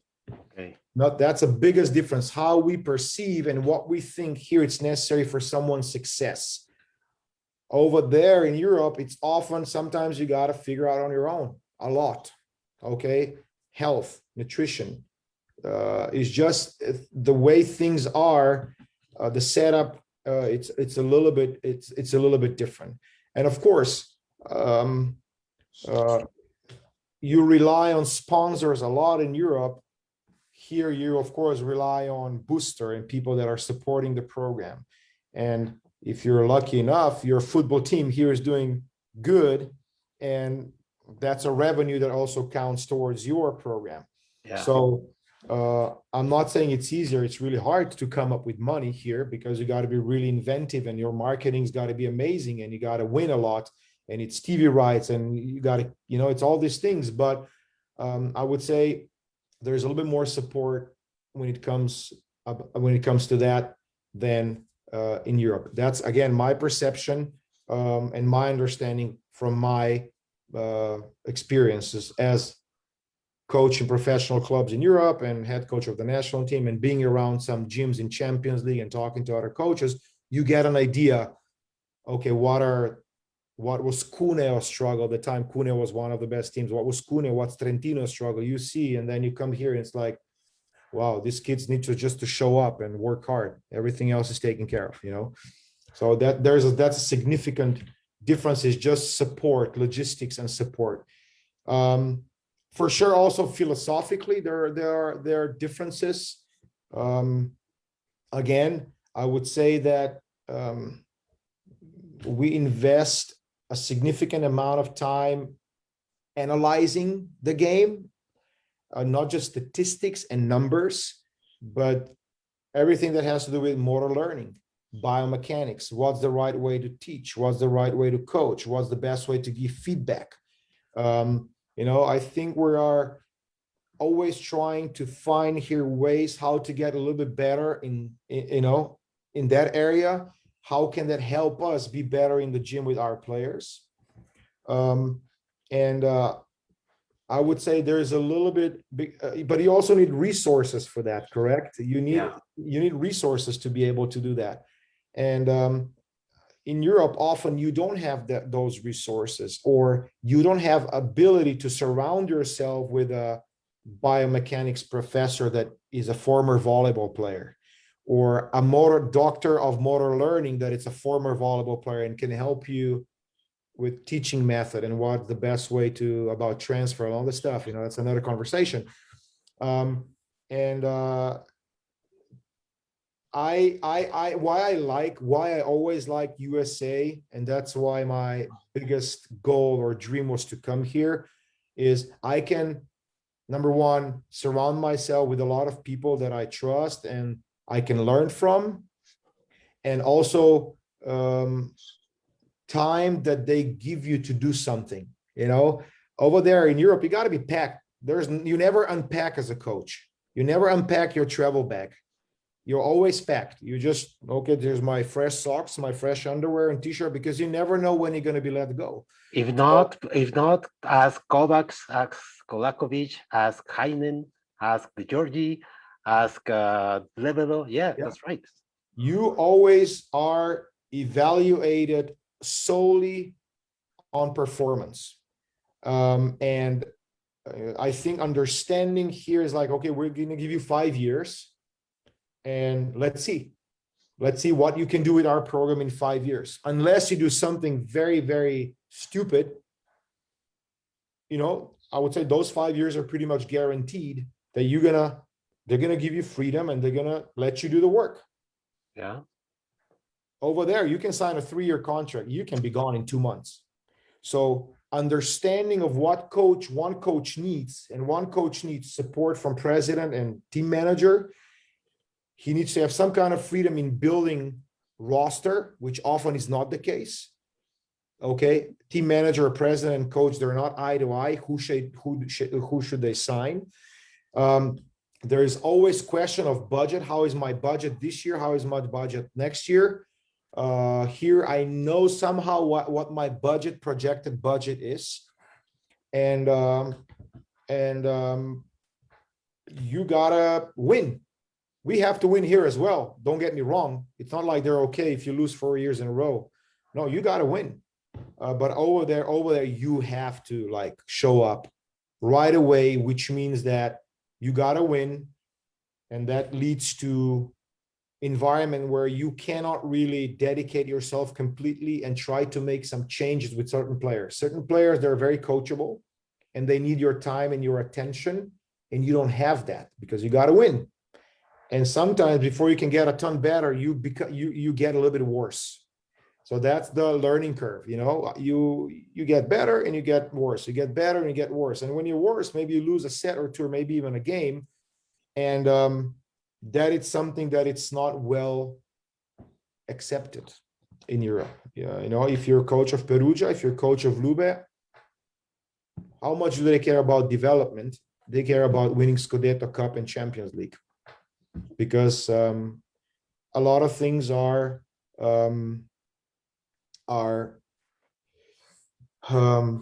it's money driven. These are sponsors, and sponsors are expecting us to do this, and it's really hard to get this perfect, I would say, package where everybody from sponsors to the president to the team manager, agent, everything understands that to develop and to win, you need some time, and sometimes that we gotta find the right players, not just the best players, right players, and then coach that knows how to guide that with the support from the club. And that's a very seldom or very rare occurrence in Europe. Very, very rare. That's why it's so hard to find coaches that are in one club for, like Lorenzetti. For me, it's mind-blowing that Lorenzetti has been at Trentino for so many years. But he had a lot of success and a little bit less, and again, a lot of success. And that's how sports are. You cannot be champion all the time. It's not realistic. So, and I like what Trento is doing. Lorenzetti, here we go. We trust you. Or Guidetti with Bakif Bang. Or there we go. That's another one. So, and they gave that time, in Kazan, they gave time to, former coach to develop and to work with his Russian players and bring some good foreigners in and all the support that you need to win. So but that's not very common. That's not very common. Very common here, not very common in Europe. Yeah, right. And what you tell me about the initiation in volleyball? About the very early schools of learning, of teaching volleyball to kids, of getting involved kids with volleyball. How different it's in South America, North America, and Europe? Your point of view, of course.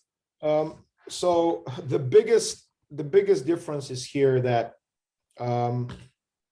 you need to know one thing, and that's surprise to a lot of people that I talk to. USA Volleyball gets $0 from government.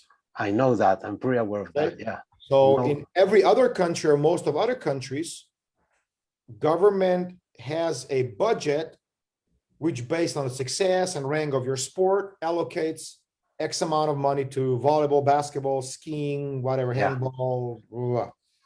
That's not the case in US. So basically, you got to raise all the money. And now clubs to function and for kids to be able to play any volleyball, now parents have to pay for that. And it's very expensive. An amount of money that parents are spending, I'm talking about tens of thousands of dollars. We're not talking $8, $9, $10,000 a year per season. And if your kid is playing volleyball since age of 12, do the math. Yeah. All the way through high school. And that's the biggest difference, that here, unfortunately, only parents that can afford those kids are going to play sports. So a lot of unprivileged kids that parents cannot afford, there's so much talent out there that we never get to meet, we never get to develop. And in Europe, it's still somehow supported by city or by region or by government. Again, even though it's becoming more and more that parents have to pay a little bit, but it's nothing like here in the United States. Playing sport in Europe, in Slovenia, it's still very affordable than here. Here it's impossible. If you cannot afford, your kiddos ain't gonna play volleyball or softball or basketball or whatever. So that's the biggest difference is right there.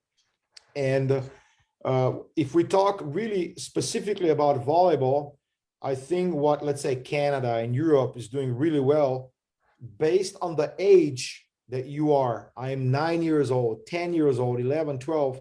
They adjust size of the court, size of the net, how touches should be performed, because volleyball is skill-wise very demanding. Yeah. It's not really fun at age 11 to play volleyball. It's like, No, not at all. you need skill to play volleyball. So they are really good at creating these environments where young boys and girls play volleyball with a lighter and different volleyball. Net is lower, court is smaller. It's only 3 versus 3. Later on, first 4 versus 4. Until a certain age, you cannot play any system but 6-0 system, which means we're rotating. Everybody gets to set. Everybody gets to be middle blocker. Everybody gets to hit in zone 4, zone 2. And here in States, it's right away, boom, 5-1, 4-2, 6-2 system. Let's compete. We got to win. And now suddenly we have a lot of injured kids that are overtrained, kids that are only in one sport for all their life, which to a certain degree I'm okay with, but it's okay to have some balance and do some other sports.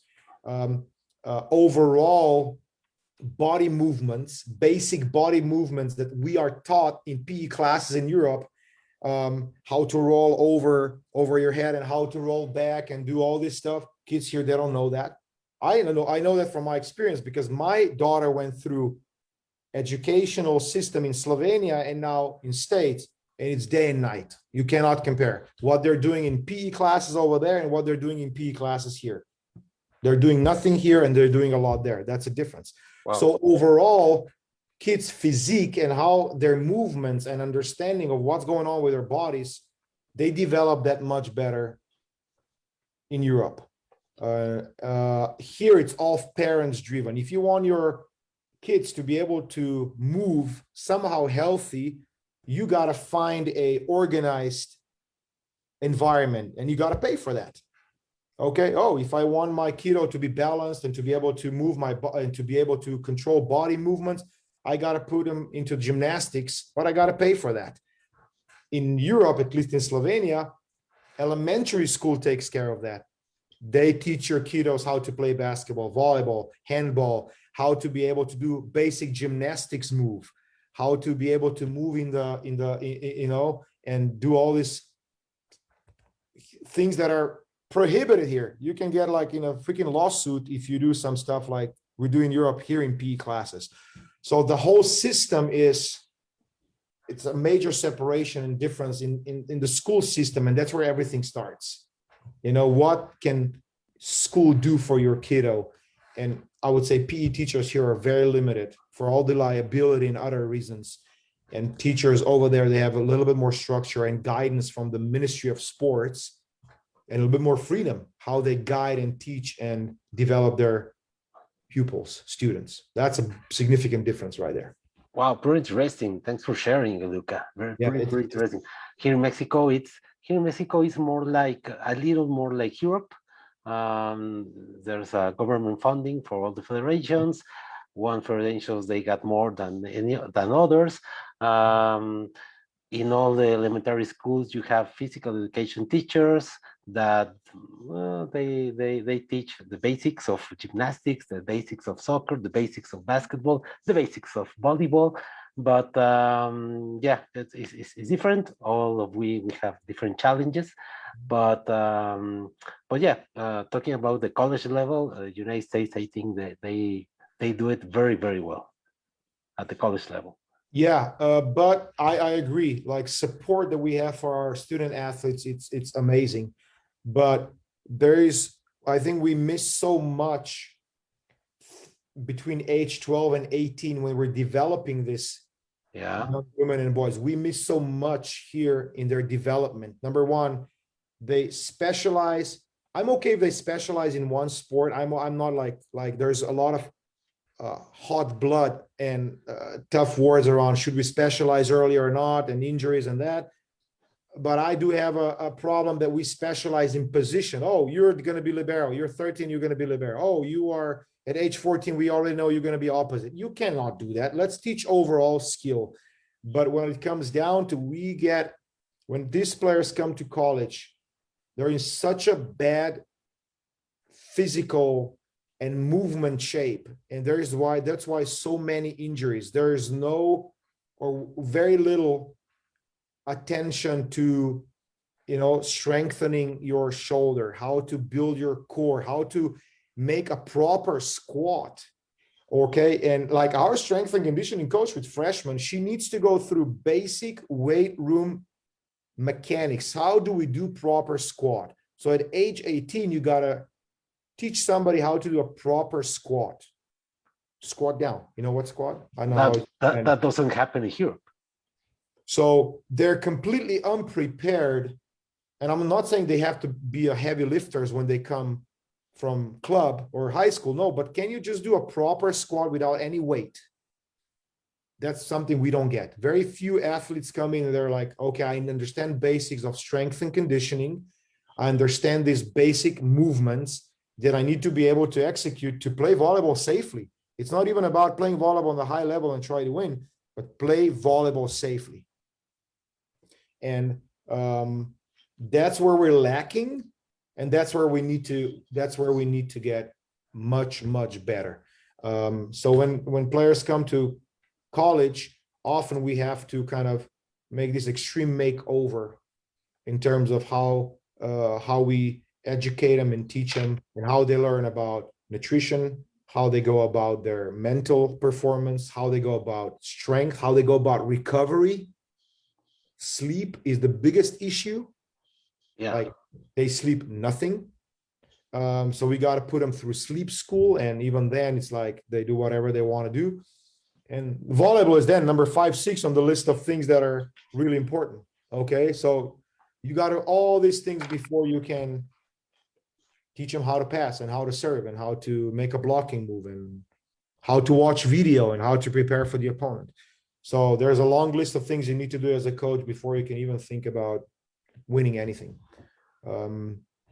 So it's very interesting. I'm not saying that European players get that, but I would say overall the way they move, movement, sports skills they have, it's a little bit more.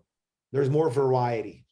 What this young players from Serbia or from Italy or from Poland or Turkey can do. It's not just volleyball they know how to handle, but there's also other things they can do that require some kind of physical movement.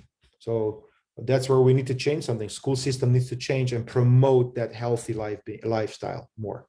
Yeah, and it's very interesting because with this window of time from 12 to 18, I think I can assume that a lot of kids goes to obesity, goes to no movement, no sport, and that I think that's a very big problem. Not just in the United States. We in Mexico have a very big obesity problem in the young age, but this window is pretty huge from 12 to 18 in the ages that I think the body develops the more.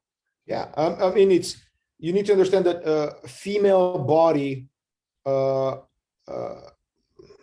goes through this very important period of where you can still kind of develop a little bit earlier than guys, but that's all around age 10, 11, 12, 13. So if you miss that window opportunity to teach or for kids to learn how to make these basic movements, how to be comfortable with even how was the proper mechanics of running. I'm asking you to run 500 meters, 500 yards, And if you line up my daughter's class right now and you watch them how they run, I'm like, I don't know how any of this is going to survive 500-meter run, because the mechanics, how they move, how they're not bringing knees up, how arms are going, they don't even understand like how to run. And that's what worries me a lot, that during the time of between ages 8, 11, 12, 13, 14, where you can really develop those basic movement patterns, and all the kids can figure out their bodies, we're missing that opportunity. And then we're trying to create an Olympian at age 18, 19, 20, 21. Forget it.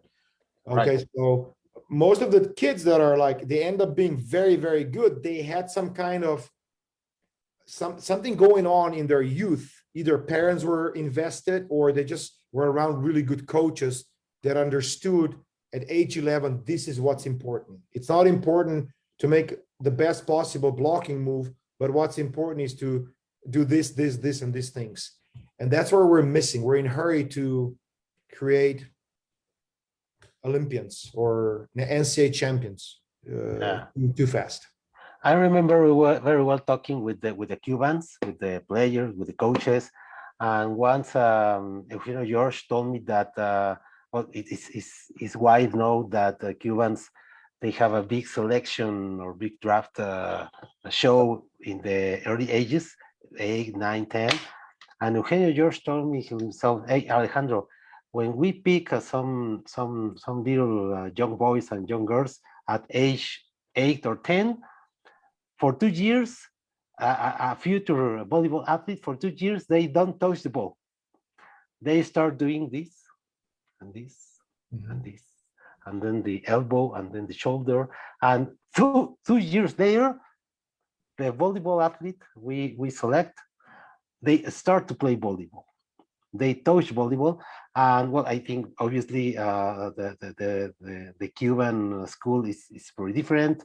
Their bodies are different, but I think they do very, very well this developing the bodies at a very young age. Yeah, I agree. And I think there's got to be a good balance between playing volleyball or some format of volleyball that you adjust to the age and size and pace of the learner. Is that right? Like not all learners are the same. So as a coach, can you find that balance between that and do some other activities with those 10, 11 years old? Have them play football, have them throw ball instead of hitting the ball, like just run, jump, go do this, all this crazy stuff, climb the tree, make them do this, that's what these kids need to develop, this whatever overall, some kind of mobility or body awareness they just don't have. So yeah, it's but if you want to be great in one sport, you got to play a lot of that sport. Now it's just how much. You can start at early age, and then you can be really, really good, but then your life, you struggle through your whole life because you dedicated everything from age 2 or 3 to be the greatest. So there is a fine line between how much. Yeah, well, I remember very well another guest, a past guest in this show. I remember very well Hugo Conte, the Argentinian guy, Luciano De Checo. They told me, hey, when we were young, we played basketball, we swam, we made swimming, we played baseball, we played football, and we played volleyball. And we chose volleyball for full time when we were 15, 16, but we played a lot of sports before that. And if you ask our generation, and my generation and a little bit younger still, and if you talk, let's say, to Vanya and Nikola Grbic, that's what they're going to tell you. We've done everything. In Yugoslavia, we did everything. You would play handball for your high school team. You would play basketball for your high school team. You would do this. You would do everything. Yes, at the end of the day, now it's time to decide. And I really have this passion for volleyball. Here we go. And you go and you play volleyball. And I think that's okay. That's okay to do that, to give your young boys and young women or girls opportunity to do a lot of different stuff. Yeah, well, pretty interesting, Luka. Thanks a lot. I want to talk to you about your who in today's volleyball, or maybe in past volleyball in the past years, who was the player or the players impacted you the most for the good? I mean, the player, I say the player, a player you pay a ticket to go watch, to go to watch a player in a match. Oh, that's an easy one for me, I'll be honest. Early in my volleyball, when I started with volleyball at age of 14, I was already I'm all in on volleyball. At that time, Karch played in Ravenna, okay? And Ravenna, maybe at that time, was 4 hours away. And Ravenna Il Messaggero with Steve Timmons. there we go. So that was venue we would go. Or if they would play in Treviso, they would play Sisli Treviso. That's really close to my home. That's where we would go. So Karch's guy to go watch, okay?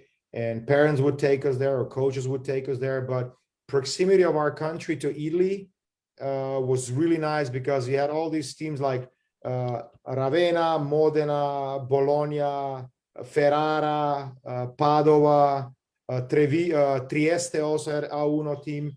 So we were always right there, next door, Italy, let's go watch Italian volleyball. So Karch was for sure one, and Andrea Zorzi. Andrea Zorzi, opposite from Italy, that was guy that I really like to watch. Smooth, good arm, great at everything, calm. For some reason, I like these two big time. Karch, just overall skill and Karch, and then everything that Karch brings and has to offer. And Zorzi, those were like, at my early age, those were two guys that I really, really liked. Later on, moving forward, I really enjoyed watching Ronsverver. Yeah, the Flying Dutchman. Yeah. So, and I was so fortunate to meet Ron, and not just meet, but spend some time with him, and being back and forth and phone calls, because he was coaching in United States. Yeah. Coach in Portland, Oregon, I think. Oregon, yeah. And we found each other, we talked, and it's great. And then I was a really big fan of Vladimir Gerbic, both Gerbic, but Vladimir because he was outside hitter. And I would say I tried to copy a lot. I don't know how successful I was at that, but just his demeanor, swag, arm, how he moved, footwork patterns, like how he was like competing and like never quitting, that really impacted me significantly, especially during the time where Yugoslavia went through a lot of changes. Okay, when they were Serbia, then they had like 3 different names, and then they were banned from FIVB to compete, and they were working in some really bad like conditions, that generation that end up winning gold medal in 2000 in Sydney. I was so happy for Serbia or Yugoslavia, whatever. I don't even know what was it called at that time. In that time was Yugoslavia. They won the gold medal at Yugoslavia. But that different name was not like Socialistic Federative, it was something else. And it was like, I really enjoyed watching Gerbic tremendously a lot. And then of course, Jiba at that same time was very impactful. Like, again, little guy, jumper, really good with everything. So there was a lot of people, but early on, I remember Karch and Zorzi. I had posters in my room, Karch and Zorzi, always Karch and Zorzi. Well, I gotta tell you that I fell in love with volleyball in 84. In 84, watching Los Angeles Olympics. I was 12 at that time, and I've never seen before volleyball. My dad grew very close to the U.S. border in Laredo, Texas, and I watched in my home a lot of baseball, a lot of football, American football, never soccer and never volleyball.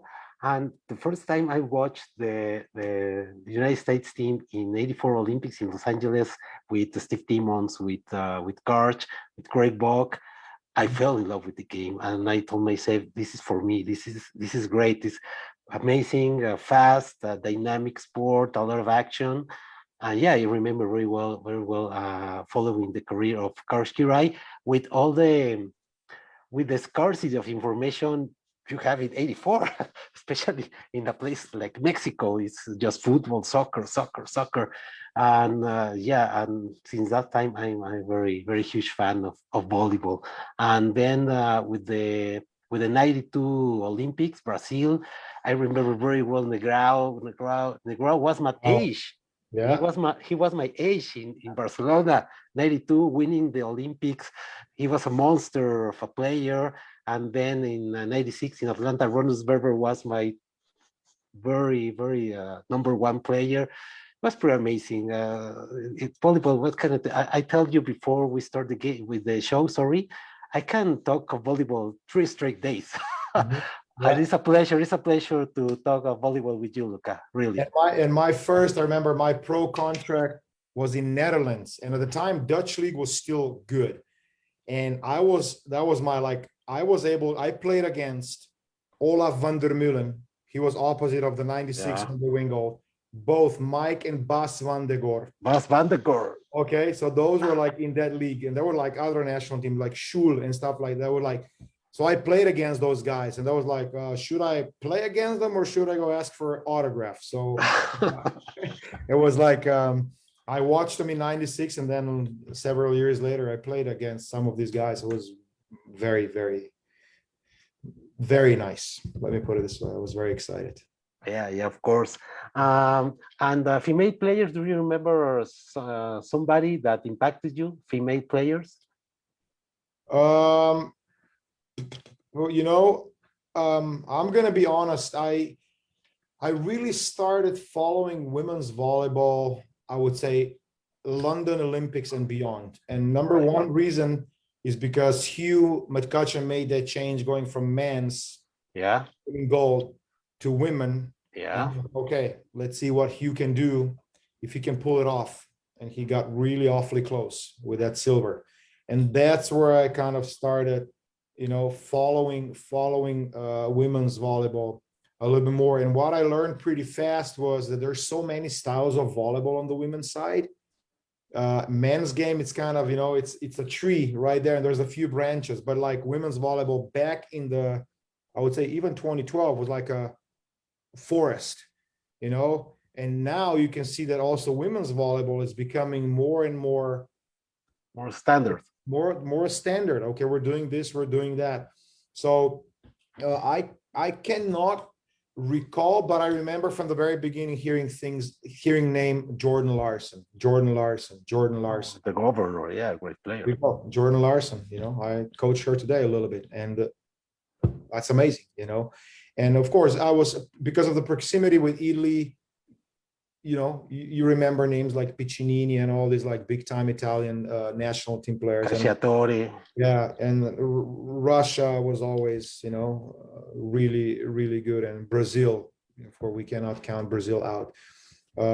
But I would say like Jordan was like, okay, Jordan, you hear Jordan, and of course I always paid more attention to USA side than to anybody. So probably also that's the reason why she's a great volleyball player as well. Yeah, right. But what you by sure may remember Mireya Luis, the Cuban. Maria Luis, of course, she was bouncing every ball and Cuba would win everything. Let's set her tight and she's going to hit hard and over the block. Yeah, 3 straight gold medals. Yeah, amazing. Some crazy volleyball there. Yeah. Mireya Luis has been here in the show 4 times. People love Mireya Luis. Oh, here we go. I didn't know that. Okay. What is she doing these days? Give me a scoop. Mireya is an FIVB executive vice president. Oh, she's boss lady. Okay, good for her. Yeah. Alongside Cecilia Tite, the Peruvian player, the golden lefty, great player, amazing friend, amazing player, amazing person, and she was named 1 month ago as part of the executive committee of FIVB. Okay, so they're doing some good job for World of Volleyball. Yeah, of course. Luca, which moment as a player or as a coach do you remember the most, has marked you in your career? Well, some win, some travel, some place. Which moments have marked you in your volleyball career? I would have to say I've played a lot of volleyball in my life, and winning NCAA championship in 2001, that's up here as a player. Yeah, right. And I won a lot, but winning that title was, for me, just a confirmation that all the decisions that I've took in my life up to that time, that they were the right decisions, and that all the work and struggle that I went through, it was worth it. And probably my toughest moment is also associated, or yeah, it's associated with going to college to US. My first year when I got in, you know, you transfer your grades from your high school to USA college. And for some reason, I'm not sure, I've never got clarity on that, but for some reason, some of my grades didn't transfer. And because of that, I was a non-qualifier, which means I cannot play my first year and I cannot practice with the team my first year. So for me, it was like, okay, after high school, I was like, okay, do I go play pro or do I go to college? And I decided I'm going to college. And then you get there and like within 4 or 5 days, you're notified that you cannot train or play with your team for a year. That was for me, like, that broke my heart. But it took me 24 hours to figure out, you know what? This is not the first and the last struggle, and this is what you're gonna do. So I came up with a plan. I'm gonna lift weights really hard. I'm gonna be great in school, and I'm gonna ask my teammates to come in early to play with me, to serve me. And my goal was to serve 150 balls every day. So I served 100 plus balls on my own every day. I would come in and then players would come in, others, and they would serve me so I could pass, and they would sometimes go play with me 2 versus 2, 3 versus 3. That's how I spent 1 year. Wow. I think most of the people would quit and say, I'm going back home, I'm going to go play pro. But I was so dedicated and stubborn, and I'm like, I'm going to do it. And I think my teammates and coaches acknowledged that. The very next year, we win national championship. So you go from losing everything that you really like, you really want, to something that I came for here, that's winning. So I had, like, within 24 months, I had 2 extremes. So pendulum swung extremely from one side to another. So I went from my toughest moments to my best memories, and probably one of my, the moment I cherish the most, it's really close to my heart when we talk volleyball. Another one was absolutely special when you win your first gold medal with USA, and you have an amazing staff and amazing players on the court. You get to do that with Karch. Not many people will ever be able to say that. And then you have, another staff members that are amazing, and amazing team players, team that you have, and support that you have. So that was another one that kind of is going to stick with me for the rest of my life. Wow, amazing! Thanks, Luka, for sharing. We are in the last minutes of the talk, but I want to ask you 3 more questions. What do you think was the impact for your people back there in Yugoslavia, with the gold medal of that 2000 Olympic team, with Boschkan, with the Gerbic, with Mihailovic, Ivan Milkovic, sorry. Ivan Milkovic. Yeah. What do you think was the impact for the country and for the volleyball in that region of the world? Yeah, you need to understand there's a history. There is a Yugoslavia, and that area has a lot of volleyball tradition. Yeah. Yugoslavia took 5th at the Olympic Games. They were always there, like even earlier, like in 70s, 80s, they were always there, always a lot of good volleyball players. So league was extremely tough and demanding, and a lot of volleyball tradition. And we just needed one of those teams to validate that we know what we're doing, that we have enough good volleyball players and coaches that can do the best things. And Serbia was led by Serbian staff. Serbia was, Serbian players played for that. There was no naturalized players. There was You know, there was no different people that were there, and they went through some really tough moments during that time. There was a war and all the stuff going on. So that just validated that our region has what it takes to win. And we need to continue doing that. And then Slovenia kind of was next. Of course, Serbia with all the success. I mean, since independence, 91, Serbia has been always, you know, top of the world when it comes to men's and women's volleyball. And then now Slovenia and now Macedonia is following, and Croatia just qualified for European Championships, you know, and Bosnia qualified on the women's side, first time ever for the European Championship. So it's North Macedonia also. yeah, Macedonia, yeah, North Macedonia. I still call it Macedonia, and Greeks probably don't like that, but it's still Macedonia for me. You know, it validates that we are doing some good things in our region. And for me, at that time was like, I was, even though I was Slovenian, I walked around being proud that Serbia won that gold Olympic medal, because I felt I was born in Yugoslavia. First 13, 14 years of my life, I was Yugoslavian. So I feel I'm still very connected. And if somebody asks me, I'm saying, hey, I was born in Yugoslavia and I was proud to be that, just as much as I'm proud to be Slovenian. And I really felt like, you know, that was just validation for all of us, that players and coaches, that, you know, we know what we're doing. We have what it takes to win. You just gotta, you know, work hard. Great. What do you see in the volleyball future, in the volleyball trends? How volleyball it's so different since 1990, since 2000. It's very different to today volleyball. What do you see for volleyball as a whole in the next 10, 20 years? I think it's going to conquer the globe even more. You know, in USA, women's volleyball is the most played sport among youth. So Yeah. there's more girls playing volleyball than any other sport. In high school, it's sport number one. Club, yeah.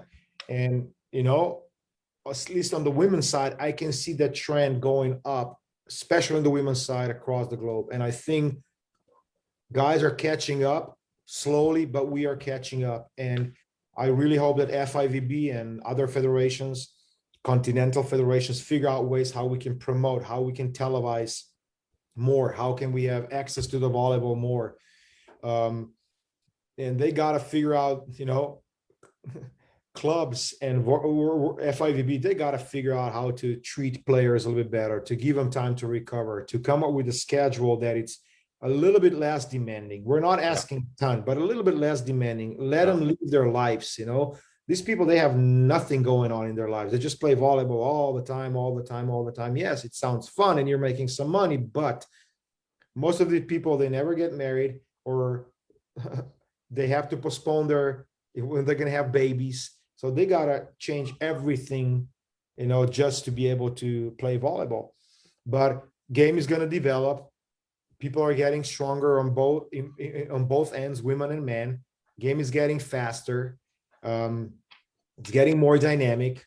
It's nice to watch. It's enjoyable to watch. You know, that volleyball players are becoming like a little bit of like acrobats. You got to be like a little bit like, you have to have some circus skill to be able to play, you know, because game is happening so fast. You got to be able to react, move, predict, read the game. So skills that are required to play high level volleyball are tremendous. You gotta be really good at many things, not just one thing. And I'm sure down the road we're gonna see some adjustments, maybe in terms of net height, or maybe there's gonna be some restrictions in terms of serving. I know landing zone. You cannot land inside of the court when you serve. I don't know. I'm just throwing some things out. They tested that 3 or 4 years ago in the under 23. Yeah, and I'm sure there's going to be some adjustments, and I feel that the adjustments that were made in late 90s with a libero, rally scoring, I think those were really good adjustments. And I hope something similar, or something that's going to make this game even more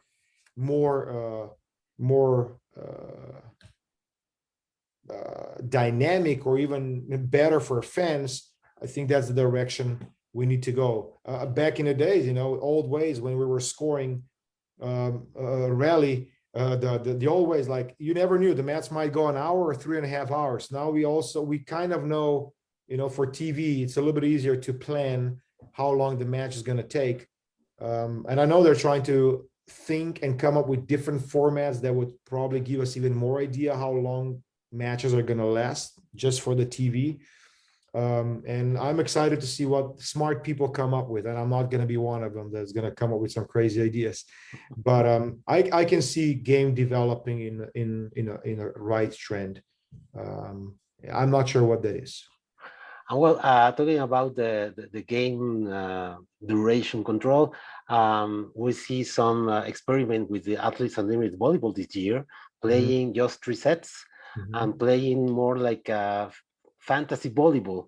I can imagine that for people not very related to fantasy football or fantasy baseball, they don't understand very well that, but I think it was a very good test, right? The American the Athletes Unlimited Volleyball.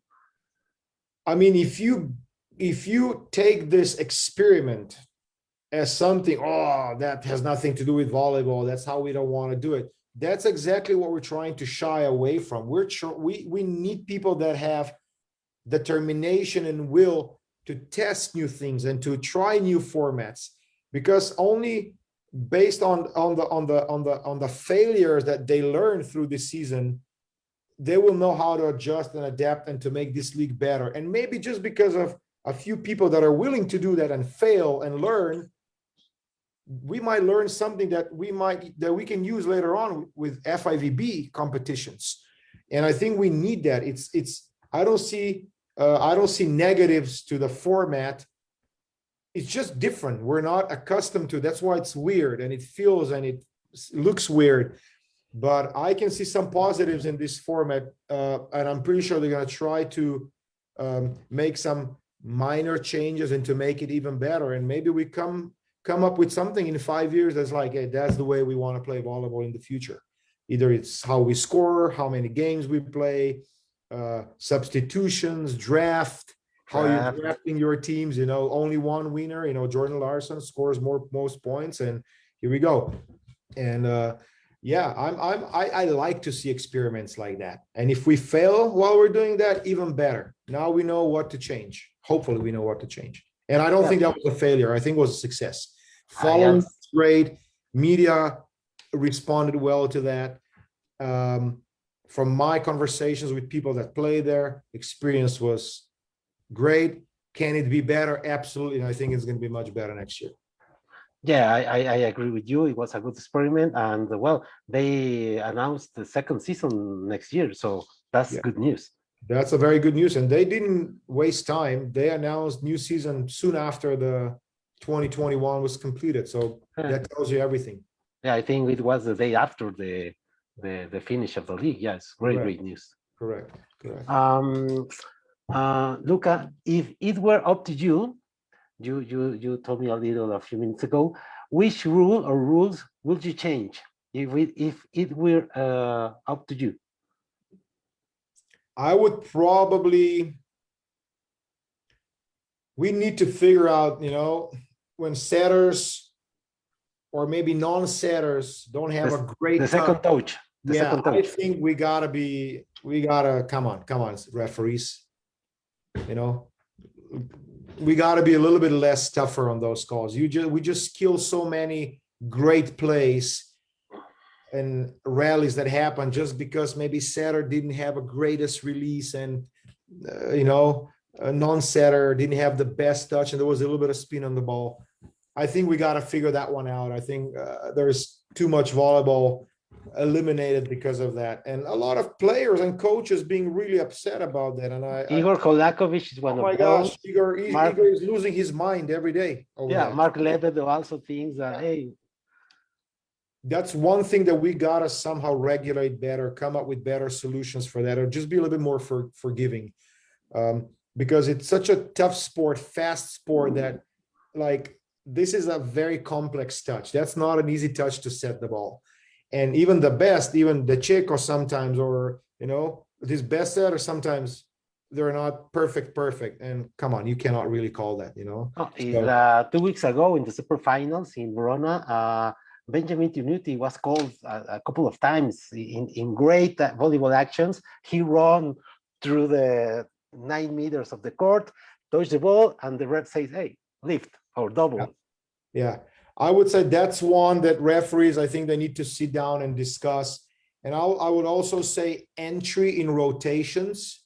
Like if setter releases a little bit earlier, like there's a lot of gray area there. Some referees, they will blow a whistle if setter starts the entry before you contact the ball with the serve, and Yeah. some will let you cheat. Like you can just go and stand there. You don't even have to enter, you know. There's these extremes.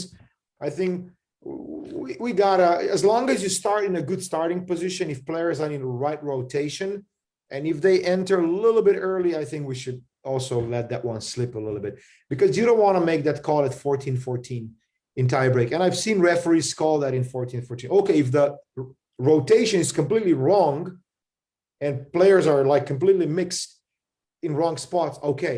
But because setter entered a little bit early, or because this passer is in front of this one like 30 centimeters, come on, give me a break. So those are things that we can quickly adjust and adapt and make our life a little bit easier, players and coaches. Okay. Just one more, please.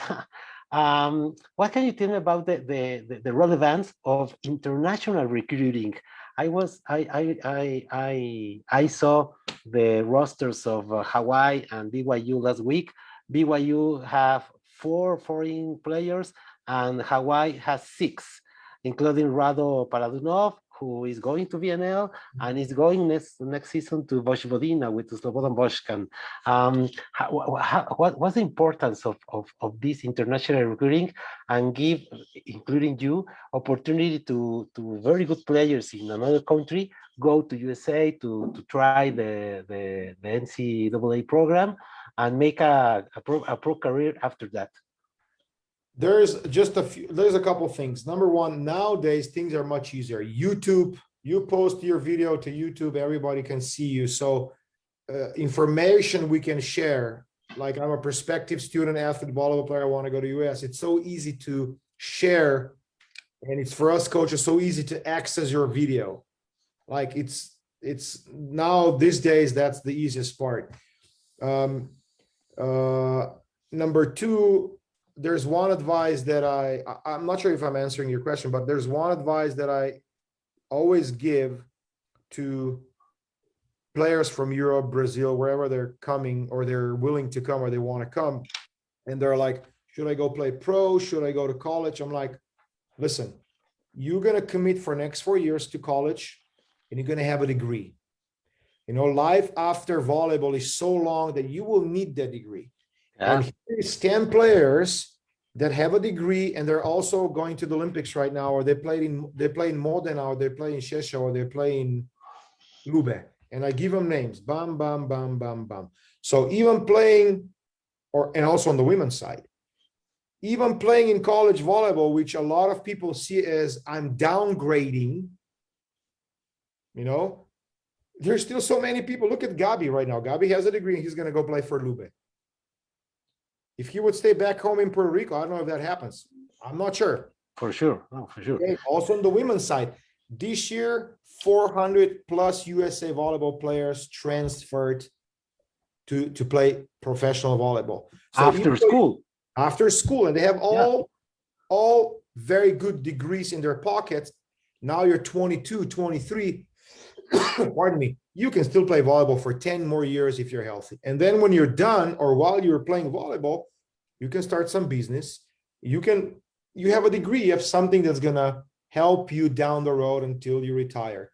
And don't limit yourself to I want to be only professional volleyball player. I think you can do much more than that. There's very few that I know in Europe that they have completed their college degree from Europe and they're playing on a high level in Europe. Very few, maybe not even handful that I know. So I would say, do not limit yourself only to this. Go and play volleyball here. find the best opportunity for yourself, get a degree, go play professional volleyball, because there's so many of players, both on men and women's side, that do that every year. So, and parents need to support that and understand that. And sometimes the problem is that parents have really hard time letting them go, because USA is far, you know, and Hawaii is very far from Bulgaria, of course. why is even further, but it's, you know, it is what it is. So don't limit yourself, entertain the options, talk to people, do research, do homework. Don't just say no because somebody else told you that that's not a good option for you. Do whatever is the best for you, and that's always the right decision. Yeah, right. What heart and your guts tell you, you know, that's always the right decision. For example, BYU, they had one Brazilian, Gabby, of course, and Davide Gardini. Yeah. Davide Gardini, the son of Gardini. Yeah. Andrea Gardini. Yeah. And last weekend, I was watching the qualifiers for Volley. I watched Jacob Teller from Norway, the player from Hawaii. He won the championship, and next week he's playing qualifier for Volley. And two Greeks, Rado from Bulgaria, one Czech, Filip Homler, and another Brazilian. And that's great. And it's they have the opportunity to have a degree in a good school. And okay, if you want to play pro after that, it's perfect. First school. Alejandro, also, you know, you come for 1 year or 1 semester, and if you don't like it, go home and play. So try it. Yeah, but try it. That's the biggest thing. Go and try it. And if you don't like it, you can still go back and play pro. It's only 6 months or 8 or 1 year, whatever you decide to stay. That's so important. Okay, Luka, it has been a great honor. Very nice talk, very fun talk with you. Thanks a lot for being here in the show, in the Volley Talks, in the episode 158. I have one last question for you. Which real Mexican food do you really like? Real Mexican food. Chipotle and Taco Bell are not Mexican food. I know. There is a plate that I really like that has like a chicken and spinach on top. I don't know what's exactly called. Is that even a Mexican? But I get it in a Mexican restaurant. It's like a chicken, like grilled chicken and like a good spinach on top. I know. I really like that. Good taco is always good. Good burrito is always good.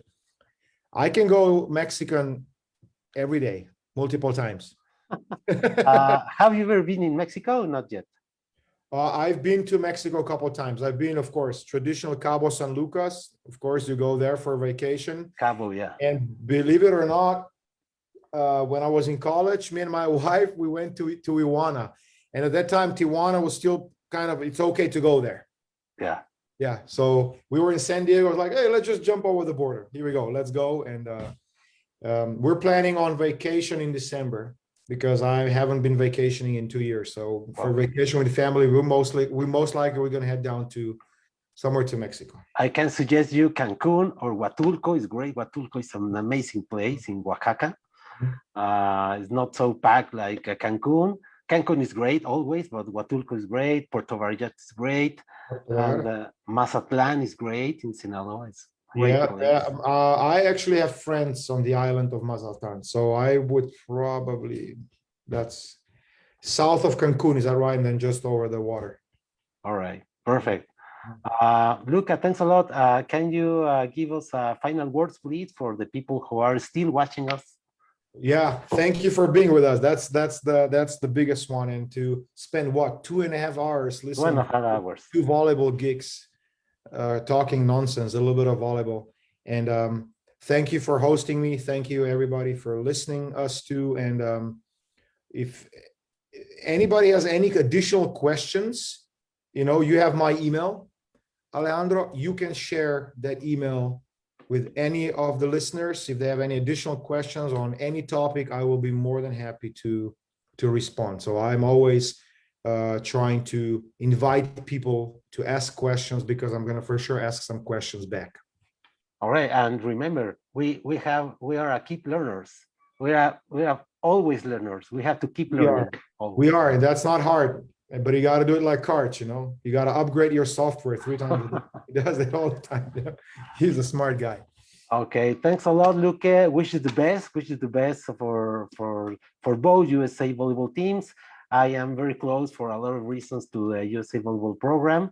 I really like Jamie, Cecile, Luke, Lori, you, John, Karch.